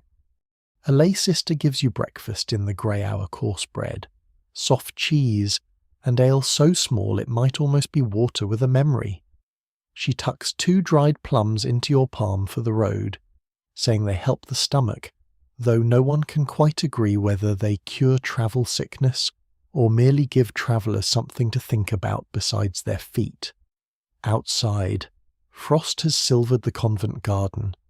The brown stalks of rue and lavender stand stiff in their beds, and the oak door closes behind you with a slow, wooden sigh. The road leads away from the convent across open fields, where each furrow holds a pale seam of ice. Your boots crunch softly, rooks pick at the frozen ground. Far behind, the chapel bell rings once more, and its fading note follows you like a thread. The suspicious monk walks ahead now, his iron-bound case wrapped in cloth against the cold. He does not look back. Perhaps he trusts you. Perhaps he has decided you are not worth distrusting before breakfast. Both are possible blessings. By midday, the land grows lonelier, hedges thin. The wind comes clean and sharp over the fields, carrying the smell of sheep, smoke, and distant snow. You pass a winter storehouse raised on short stone supports to keep rats from the grain, though the rats, if local rumour is fair, consider such efforts an entertaining challenge. Near a lane crossing, a shepherd rubs his hands with goose grease against the cold and tells you the manor ahead belongs to Lady Ellis, a widow who keeps a falcon and speaks more to it than to most men. His tone suggests this is strange, but not necessarily unwise. The manor appears beneath a low sky, smaller than the castle, stronger than the cottages, and lonelier than either. Its hall is built of stone at the lower courses and timber above, with a steep roof dark with damp thatch. Smoke rises from the central hearth hole. A bare orchard stands behind it, every branch black against the white grass. At the gate, a servant girl in a saffron hood takes your name, or rather accepts your lack of one, and brings you inside because winter has made charity both a virtue and a practical way to keep travellers from freezing dramatically near the livestock. The hall smells of hawk feathers, ash, wool, and boiled roots. Rushes cover the floor in a thin layer, mixed with dried meadow sweet, which some swear keeps fleas away and sorrow quieter. A long table stands near the hearth. On it sit a knife, a trencher, a bowl of pottage, and a leather falconer's glove darkened by use. Above the fire hangs a kettle of turnip broth. Near the shuttered window, on a wooden perch, stands the falcon. She's a pale, fierce little queen of the room, hooded in worked leather, with bells at her legs and jesses hanging neat. The dog sees her and immediately remembers several urgent reasons to remain behind your heels. A servant tosses another log on the fire. Sparks rise. The falcon turns her hooded head as if she hears what no one else does. Lady Ellis enters without hurry. She wears a dark indigo gown, a fur-lined mantle, and at her belt hangs a ring on a cord instead of on her finger. Her hair is covered in widow's linen, plain but fine, and her face has the stillness of someone who has already been told the worst news and therefore no longer startles easily. She greets you kindly enough, offers broth and bread, then slips on the falconer's glove. When she lifts the bird, the room seems to arrange itself around that small hooked shape. Her husband, she says, was taken by war. She does not say killed at first. Taken is the word she uses, as if war were a tax collector, a river flood, or a rough-handed bailiff who came to the door and removed what it wanted. He rode out 3 winters ago with a lord whose quarrel concerned a border, a marriage claim, and a mill no one had valued until men found a reason to die near it. Such quarrels are often explained at length by those who survive them, and rarely improved by the explanation. No one can quite agree what happened to him. Some swear he fell in a skirmish near a frozen ford. Others say he was captured and ransomed badly. The ransom lost between merchants, cousins, and a priest with poor memory. A peddler once claimed he saw him limping south with a bandaged head. But peddlers have also seen dragons when business is slow. Even now, it is hard to tell whether Lady Ellis is a widow by fact, law, hope, or exhaustion. The ring at her belt was his. Gold, plain, worn thin on one side. She touches it only once while speaking, and that small motion says more than a lament.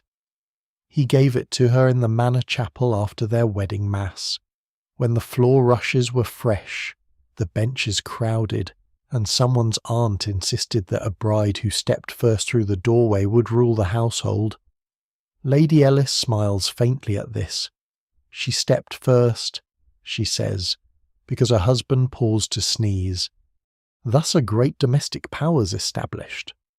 They had, by all accounts, a gentle marriage, which in stories of a noble houses is almost startling. He liked falconry. She learned it because waiting indoors made her restless. Together they rode the winter fields with hawk, hound, and 2 laughing boys from the stable, flushing small birds from the hedges.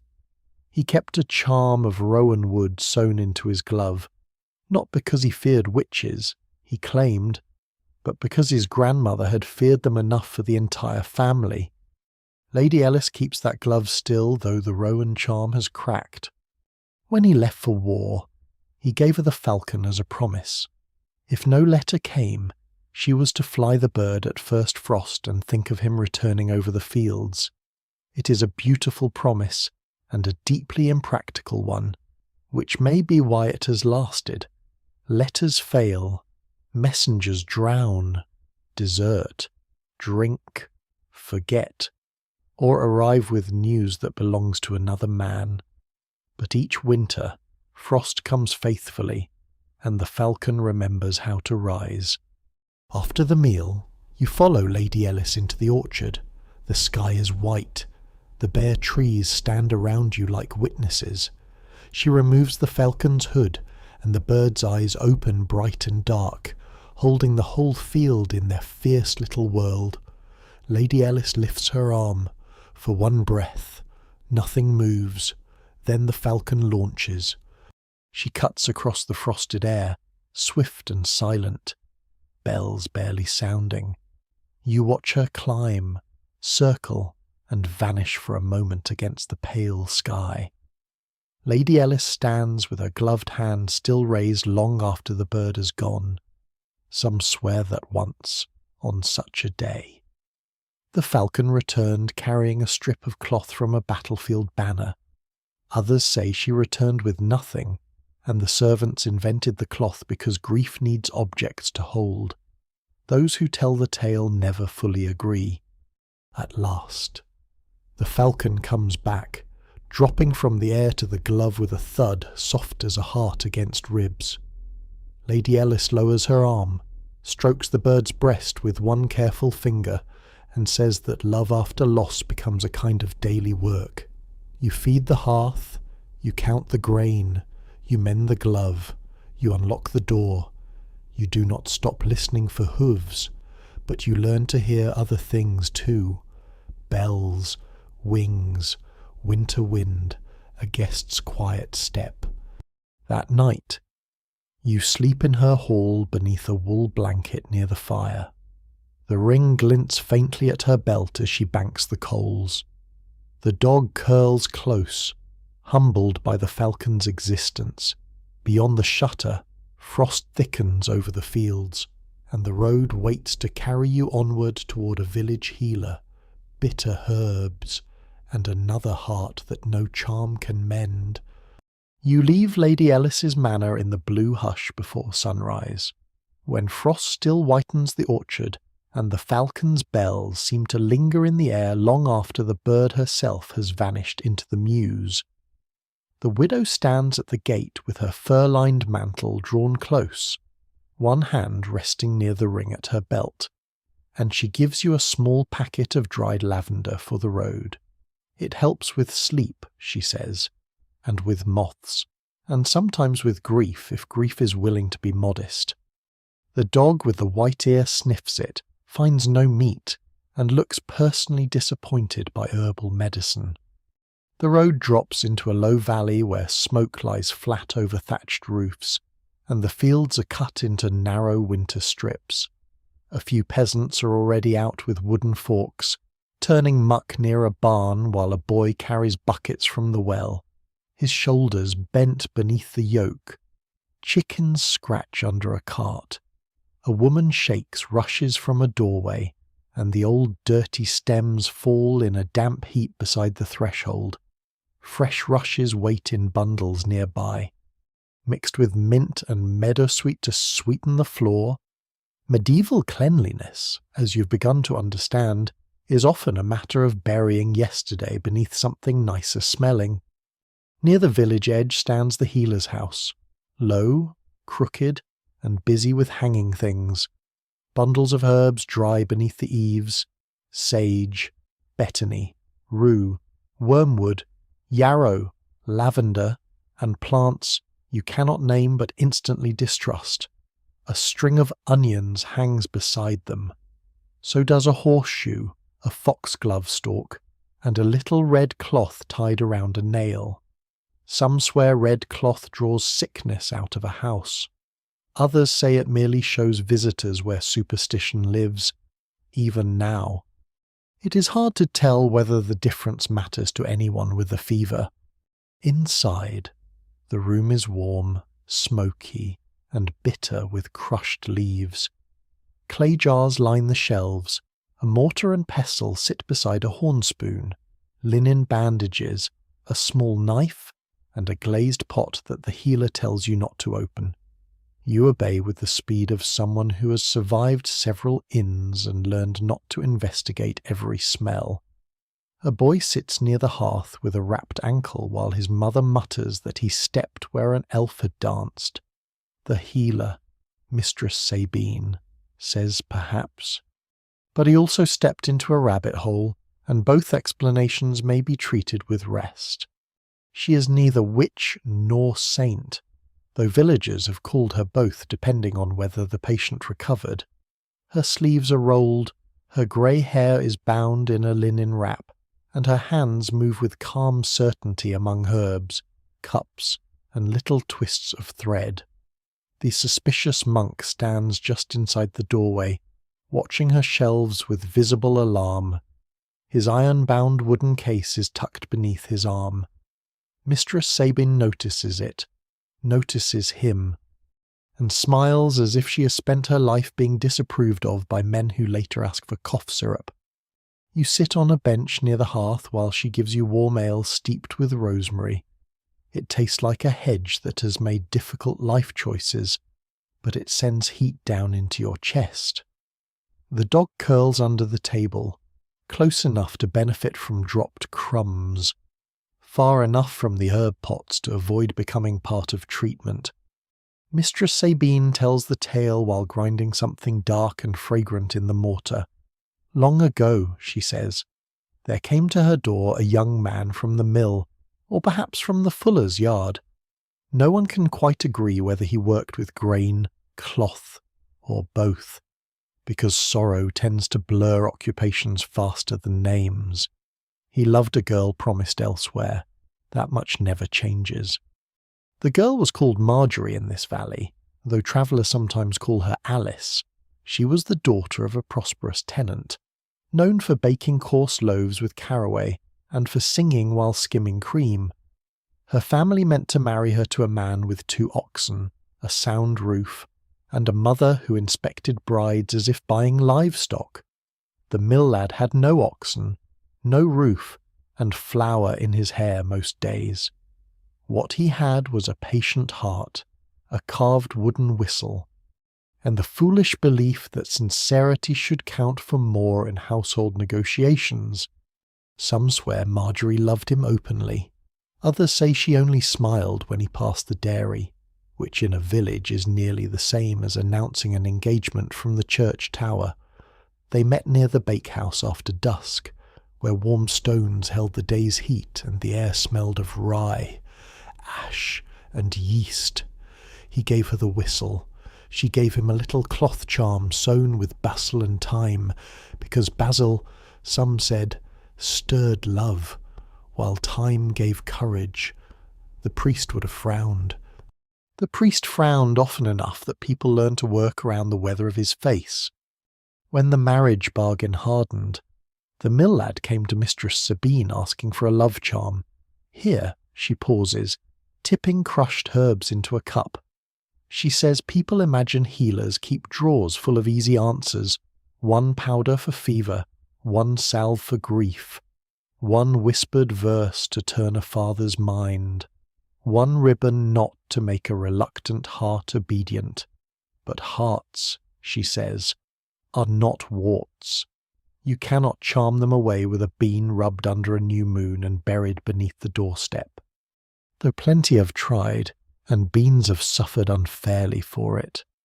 Still, she gives him something, not a spell to steal Marjorie's will, but a bitter draught to calm his shaking, lavender for sleep, and a small piece of rowan wood to carry, because sometimes the object in the hand steadies the person holding it.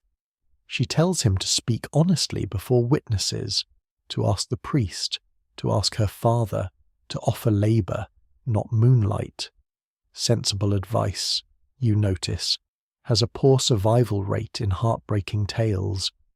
He does all of it, or almost all. Those who tell the tale never fully agree. He speaks to the father and is refused. He speaks to the priest and receives a sermon so long it becomes less guidance than weather. He waits for Marjorie by the bakehouse, and she comes with flour on her sleeve and tears she keeps wiping away with the back of her hand. She says she cannot break her mother's heart, cannot shame her house, cannot turn 2 oxen into poetry. He gives back the time charm. She will not take it. After that, his grief becomes an illness the village can see. He stops eating. He forgets the millstones. He sleeps badly and wakes worse. Mistress Sabine brings broth, fennel, honeyed wine, and a charm of 9 knots tied in blue thread. She bleeds him once with leeches at his family's insistence, because some swear sadness gathers as bad humours in the blood. She does it gently and grumbles the whole time that leeches are blamed for failures belonging to love, weather, and foolish relatives. He lives. That is the quiet cruelty of the story. He does not die beautifully. He grows thin, then steadier. Marjorie marries the man with 2 oxen. The mill lad hears the bells from across the field while mending a broken gear tooth, and the sound nearly bends him double. Years later, he marries a widow with a kind face and 3 geese of violent temperament. Some swear he becomes content. Others say he keeps the wooden whistle wrapped in cloth until his hands are old. Mistress Sabine pours the bitter draught into a cup and sets it aside for a coughing shepherd. She looks toward the monk and says no herb mends every wound. The monk, after a long silence, admits that prayer does not always do so quickly either.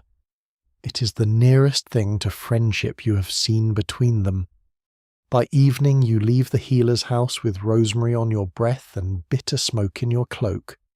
Behind you, the village settles to supper, pottage, coarse bread, onions, and ale. Ahead, the road rises toward darker hills, where snow clouds gather over a border keep. The dog trots close, the monk follows, and in the cold air you carry the healer's lesson gently. Some hearts are not cured, only taught how to keep beating.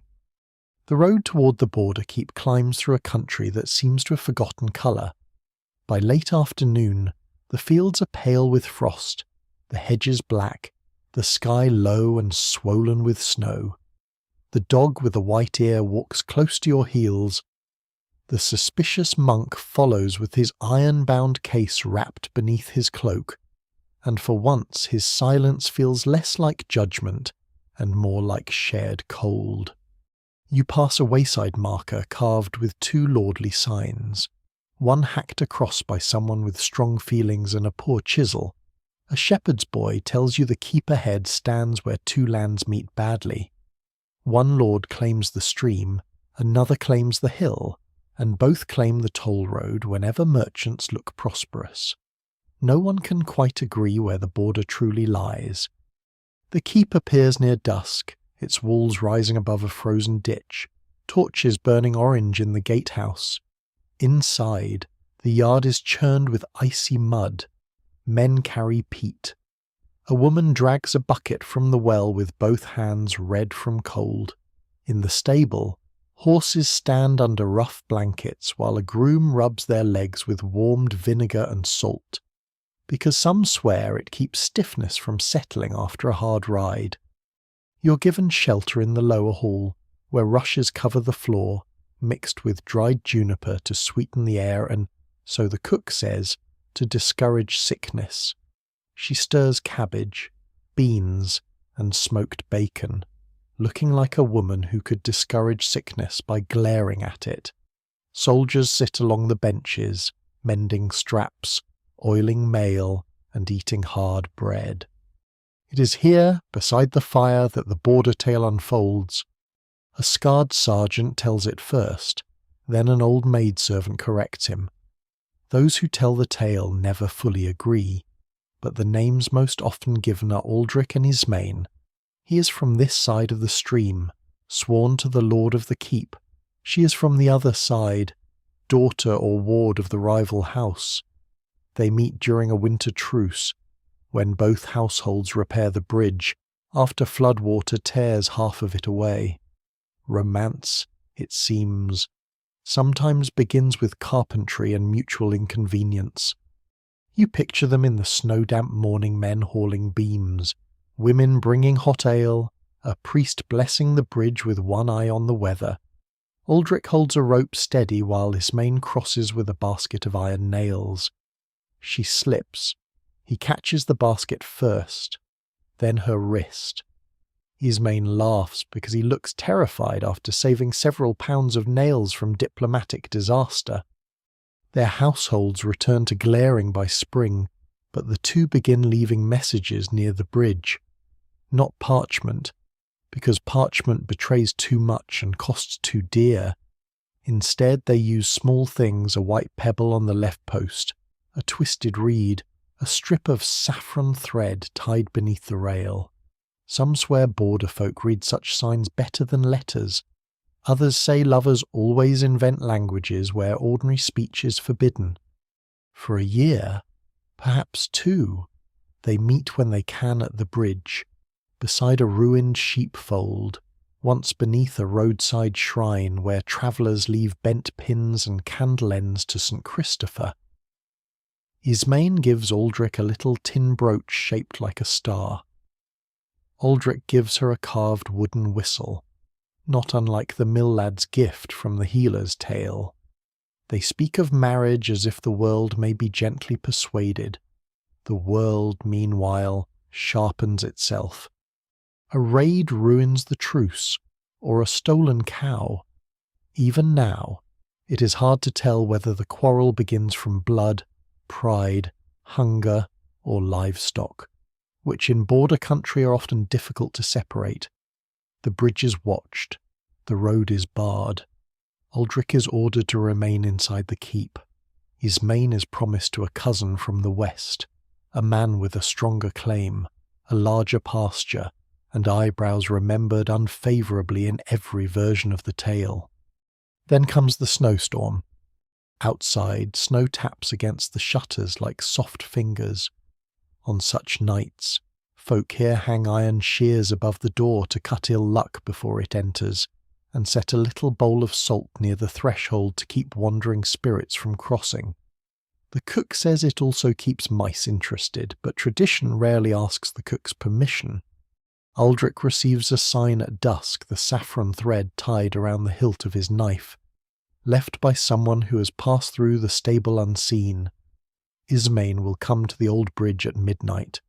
One last meeting before her marriage, one last chance to speak, to refuse, to do something braver than obey. He takes his cloak, the star brooch, and the foolish wooden whistle. He leaves by a postern gate while the watch is changing and snow hides the sound of his boots. You feel the cold of that walk in your own bones. The keep fades behind him. The path slopes through thorn scrub and frozen grass. At the bridge, the stream below is black between rims of ice. Ismain is already there, wrapped in a dark cloak dusted white. Her hands bare because she has run without thought for gloves. They do not make a grand speech. This is what makes the tale hurt. They speak in broken practical things: which road is watched, which horse is lame, who might help, how far the western priory lies, whether two people can outrun two angry households in winter with little coin and less bread. Some swear they decide to flee. Others say they know before meeting that they cannot. No one can quite agree whether hope fails them or mercy does. A horn sounds from the far bank. Then another from the keep. Perhaps they have been betrayed. Perhaps simply guessed by those who once were young and therefore know where foolish hearts go in snow. Aldrich and Ismain stand on the bridge between two sets of approaching torches. Two families, two laws, two futures closing like gates. She presses the saffron thread into his palm. He fastens the star brooch inside her cloak where no one will see it. They kiss once, quickly, like people trying to place a whole life into a single breath. They are taken back separately before dawn. Afterward, the versions divide. Some say Aldrich is sent to a distant garrison and dies years later without returning. Some say Ismain marries the western cousin and keeps a tin star hidden in her prayer book. Some say both live long, dutiful lives and never cross the bridge again. The saddest tellers say that every winter, when snow falls thick enough to blind the road, two figures can be seen standing there, not moving closer, not moving apart. The hall fire collapses into red coals. No one speaks for a while. The suspicious monk looks down at his case, and the dog sighs in his sleep beside your boot. Outside, snow covers the yard, the postern gate, the road, and perhaps the old bridge too. At dawn, you will turn back toward the Abbey Road. For now you sit in the torchlit keep, listening to the snow. You wake in the border keep before sunrise, not because you are rested, but because the hall has become a kingdom of elbows, coughs, and men putting on boots in the dark. Snow lies pale beyond the shutter cracks. The fire has sunk into ash, and the air smells of damp wool, cold iron, old rushes, and the cabbage broth that has somehow survived the night with its confidence intact. Near your feet, the dog with the white ear opens one eye, sees that no breakfast has appeared, and returns briefly to despair. The cook gives you bread warmed on a hearthstone and a cup of ale with a skin of ice broken from the top. She says cold ale strengthens the stomach. Some swear the same thing about hot ale, sour ale, spiced ale, and ale drunk while facing east, which suggests that medieval stomach advice often begins and ends with ale. Still, you drink, because the road outside looks unkind and pride has very little nourishment in it. The suspicious monk waits by the gatehouse, his iron-bound wooden case tucked beneath both arms now, as if the cold might steal it. Snow clings to his hem, his face is grey with poor sleep, and for the first time he looks less like a judgment passing through the world and more like an old man carrying something too heavy for its size. He nods once when you approach. You begin the road back toward the abbey. The land is quiet under snow. The old bridge from last night's tale lies somewhere beyond the white fields, hidden by mist and distance, and you think of Aldrich and Yismain standing between torches, their small signs swallowed by winter. Your boots sink with each step. The dog trots ahead, leaving neat paw prints that fill slowly behind him. The monk walks beside you at last, not behind, and the wooden case knocks softly against his ribs. For a long while he says nothing. Then, as the road dips between hedges and the first weak light gathers, he tells you what the case contains. A relic, he says. He says it quickly, almost irritably, as if expecting you to laugh. You do not. In this world, relics may be finger bones, hair, cloth, splinters, dust, oil, teeth, thorns, stones, or objects whose holiness depends partly on faith and partly on whether the seller has left town. This one, the monk says, is stranger than most. It is a small glass vial wrapped in silk, said to contain the preserved tears of lovers from old tales, a drop for Eloise, a drop for Isolde, a drop for Guinevere, and others whose names have fallen into the cracks of memory. No one can quite agree whether this is moving impossible or deeply suspicious. The monk's name, you learn, is Brother Odo, which makes you think at once of the cracked pilgrim badge beneath the ash tree. He notices your expression and says many men are named Odo, and most of them are disappointing in different ways. This is the closest he has come to a joke, so you accept it gently. He has been sent to return the relic to the abbey after a noblewoman donated it in hope of easing a family sorrow. The abbey is uncertain what to do with it. Pilgrims might come, coins might follow, roofs need mending, bells need casting, kitchens need salt, and monks who pretend not to think about money still eat bread purchased by somebody. Yet Brother Odo distrusts the vial. Some swear it once stood in a chapel where barren wives prayed for faithful husbands. Others say a travelling pardoner carried it from fair to fair, promising that one glimpse could soften a cruel heart.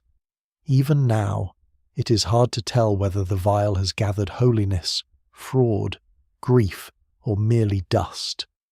By noon, you reach a small grange belonging to the abbey, where lay brothers keep sheep and store winter grain.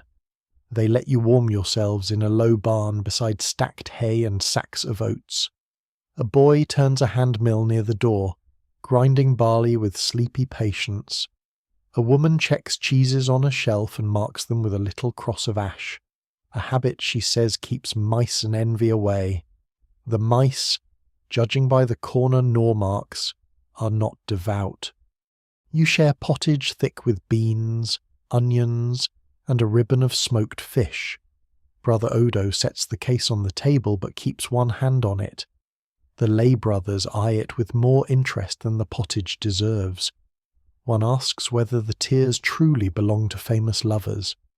Another says his aunt once saw a relic of St. Margaret's sweat before a storm. A third says his cousin bought a feather from the wing of the Archangel Michael, and it later proved to be goose. The room grows thoughtful. Goose.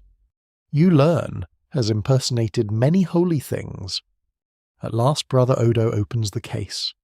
Inside lies a small vial no longer than your finger, wrapped in faded blue silk and cushioned with wool. The glass is cloudy, the seal red and cracked, the liquid within almost nothing at all ashine, a bead, a suggestion of moisture clinging near the bottom. It does not glow. No music sounds. The dog sniffs and turns away, unimpressed by sacred sorrow unless it comes with gravy. Yet the room changes. Not because anyone believes fully, not because anyone disbelieves fully. The vial is too small for certainty and too heavy for mockery. You look at it and think of every object carried through the night's long road, Avelin's letter beneath rushes, the teal sleeve on the tournament field, the grey-white thread in the weaver's cloth, the bone comb behind the convent oak door, Lady Ellis's ring, the star brooch hidden in snow. Perhaps love always leaves something behind. Not proof exactly, but a handle by which grief can be lifted for a moment. Brother Odo says this is what troubles him. If the vial is false, it feeds on sorrow. If it is true, it imprisons it. If it is neither, then perhaps people will kneel before it and pour their own losses into the glass until it becomes real in a way no clerk can measure. Those who tell the tale never fully agree whether relics hold power because heaven touches them, or because human longing does. Outside, snow begins again, light and fine. You help the lay brothers bring in wood before evening, stacking split logs beside the hearth. Daily life does not pause for wonder. Sheep must be fed, bread must be baked, wet boots must be dried. Someone must mend the strap on a bucket. Someone must complain that the last batch of ale is thin enough to baptize a flea. When you set out once more, the abbey bells are already faint in the distance, calling through the white air. Brother Odo carries the case more gently now. The dog walks ahead, tail low, ears pricked. The road bends toward dark trees, then toward the stone walls you left before. Behind you, the grange lamps shrink to warm dots in the snow. You do not know whether the vial holds tears. You only know that the monk no longer looks eager to condemn it, and you no longer feel eager to decide. Some things in the Middle Ages are true in bone, some in parchment, some in song, and some only in the quiet way people lower their voices when a candle is lit. Ahead, the abbey waits with its worn stones, its doubtful relic, its bells, and beyond it, somewhere near dawn, an old churchyard where all these loves will finally settle into silence. You come back to the abbey in the last deep hour before dawn, when the world is neither night nor morning, but something held between them like breath in cold air. Snow has stopped falling. It lies in a thin white skin along the road, on the hedges, on the shoulders of the stone wall, and in the prints left by the dog with the white ear as he trots ahead with the solemn importance of a herald who expects payment in bones. Brother Odo walks beside you now, not behind. Carrying the iron-bound case beneath his cloak, it no longer knocks sharply against him. He holds it as one holds a sleeping child, or a loaf warm from the oven, or a sorrow that should not be jostled. The abbey gate is closed, but a lay brother opens after Brother Odo taps 3 times with the iron ring. Inside, the yard lies hushed. A cart rests near the bakehouse, its wheels crusted with old mud. Frost shines along the well rope. From the kitchens comes the faint smell of banked coals, damp ash, and yesterday's bean pottage preparing, with great patience, to become today's bean pottage. Medieval kitchens are frugal places. Even leftovers are expected to make vows of service. The guesthouse fire has nearly gone out, but a novice kneels to coax it back with straw and small sticks. Sparks rise. The room warms by inches.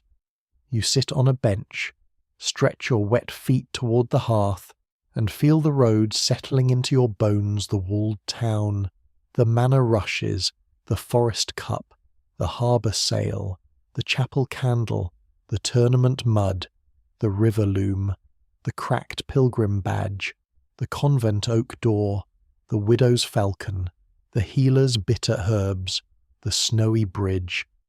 And now this doubtful vial of tears. No one can quite agree whether a night of stories counts as rest. Your eyes feel heavy, but your heart is awake in a quieter way. Brother Anselm comes from the scriptorium before dawn, wrapped in a dark wool cloak, his fingers already ink-stained. He and Brother Odo speak softly by the hearth. The case is opened once more. The vial lies inside its faded blue silk, tiny, cloudy, sealed with cracked red wax. It looks less like a treasure than a memory someone has feared to lose. Brother Anselm does not kneel. Brother Odo does not announce a miracle. The novice, however, crosses himself very quickly, then pretends he was only scratching his chest. Some swear relics must be placed in gold, lifted high before crowds, sung over, guarded, kissed, and counted. Others say the holiest things are often kept in wooden boxes beneath plain cloth, known only to the few who arrive cold enough to understand them. Even now, it's hard to tell whether the little vial is holy because of what it contains, or because of what people have poured into it with their looking. The abbey bell rings Lauds. Its sound moves through the walls, out over the snowy yard, across the orchard, over the graves beyond the chapel, and into the pale edge of morning. You follow the brothers outside with your cloak gathered close. The dog comes too, then stops at the chapel threshold as if remembering some private rule about sacred floors and muddy paws. He waits there, ears lifted. The churchyard lies behind the abbey, bordered by a low wall and 3 leafless yews. Snow gathers gently on the uneven stones. Some graves bear carved names. Others hold only wooden crosses, weathered almost smooth. A few have little offerings tucked near them, a ribbon frozen into the grass, a bent pin, a twist of rosemary, a candle stub in a clay cup. People leave such things because stone is cold and memory wants to do something with its hands. You stand among the graves as the sky begins to pale. Candle smoke drifts from the chapel door. Brother Anselm carries a small beeswax taper, shielding it from the wind with one sleeve. Brother Odo holds the case. No ceremony has been announced, yet the moment arranges itself with ceremony all the same. The world is very still. Even the dog does not bark. Brother Odo sets the relic on a flat stone near the oldest yew, not to display it, not to sell hope from it, only to let it meet the morning. And as the first weak light touches the cloudy glass, you think again of the lovers whose tales have walked with you.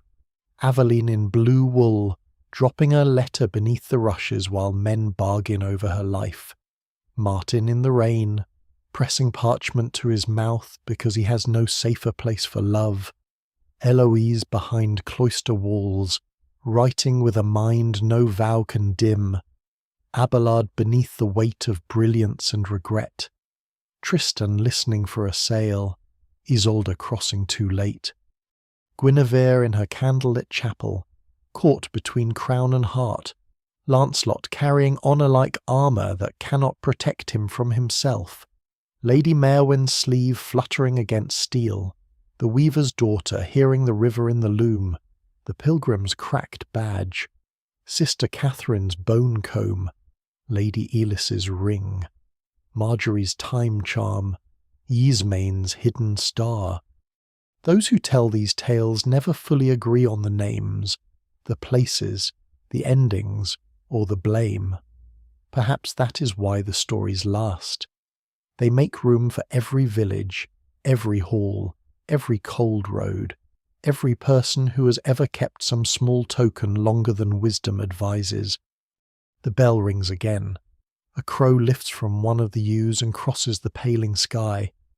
Brother Anselm murmurs a prayer, not long, not grand. Just a few words for the dead, the parted, the waiting, and the ones who carried love quietly because the world gave them no other way. Brother Odo closes his eyes. His stern face loosens. For a moment, he looks as tired as any traveller, and kinder than he meant to be. The sun does not burst over the abbey, it only thins the dark. The snow turns blue, then grey, then soft white. Smoke rises from the kitchen chimney. Somewhere, a baker slides loaves into the oven. A lay brother complains about a missing bucket. The novice sneezes near the chapel door and receives, from no one in particular, the mercy of being ignored. Daily life returns, as it always does, carrying grief not away, but onward. You remain in the churchyard a little longer. Cold seeps through your boots. Your hands ache. Yet there is warmth too, small and steady, like the last coal beneath ash. The heartbreaking loves of the Middle Ages do not vanish into grand endings. They settle into objects, songs, habits, and places into sleeves, rings, letters, herbs, bells, rushes, and winter roads. They become the quiet reasons people light candles, leave pins at shrines, touch old stones, and whisper names when no one asks them to explain.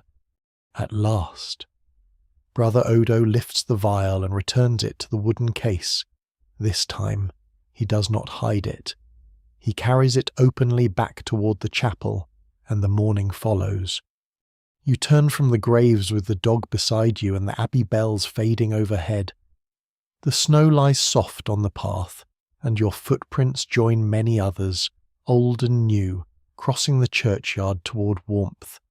Now the tale begins to loosen its hold. The abbey grows gentler around you, less stone than shadow, less winter than hush. You step back into the guest house, where the fire has found its steady glow and the benches wait in their ordinary patience. Your cloak dries slowly near the hearth. The dog circles once, twice, then curls into himself with a sigh deep enough for a knight, a pilgrim, and a small suspicious monk altogether. You sit close to the warmth and let the night's long road fall away. The market mud fades, the forest mist fades, the harbour wind, the tournament field, the river bank, the convent door, the frosted manor, the healer's bitter room, and the snowy bridge all soften at their edges.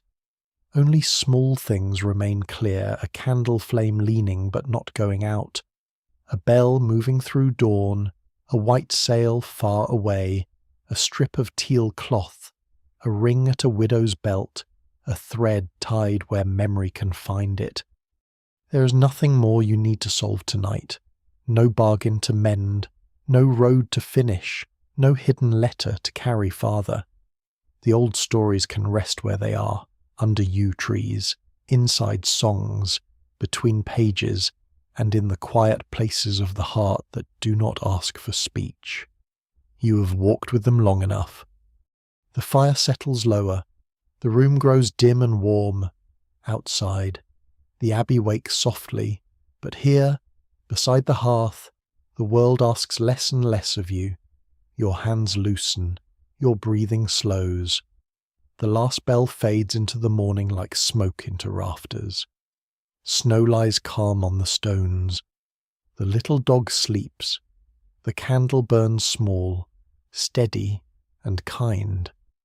And you may sleep too, held for a while by the hush after sorrow, by the warmth after cold roads, by the gentle dark behind your eyes,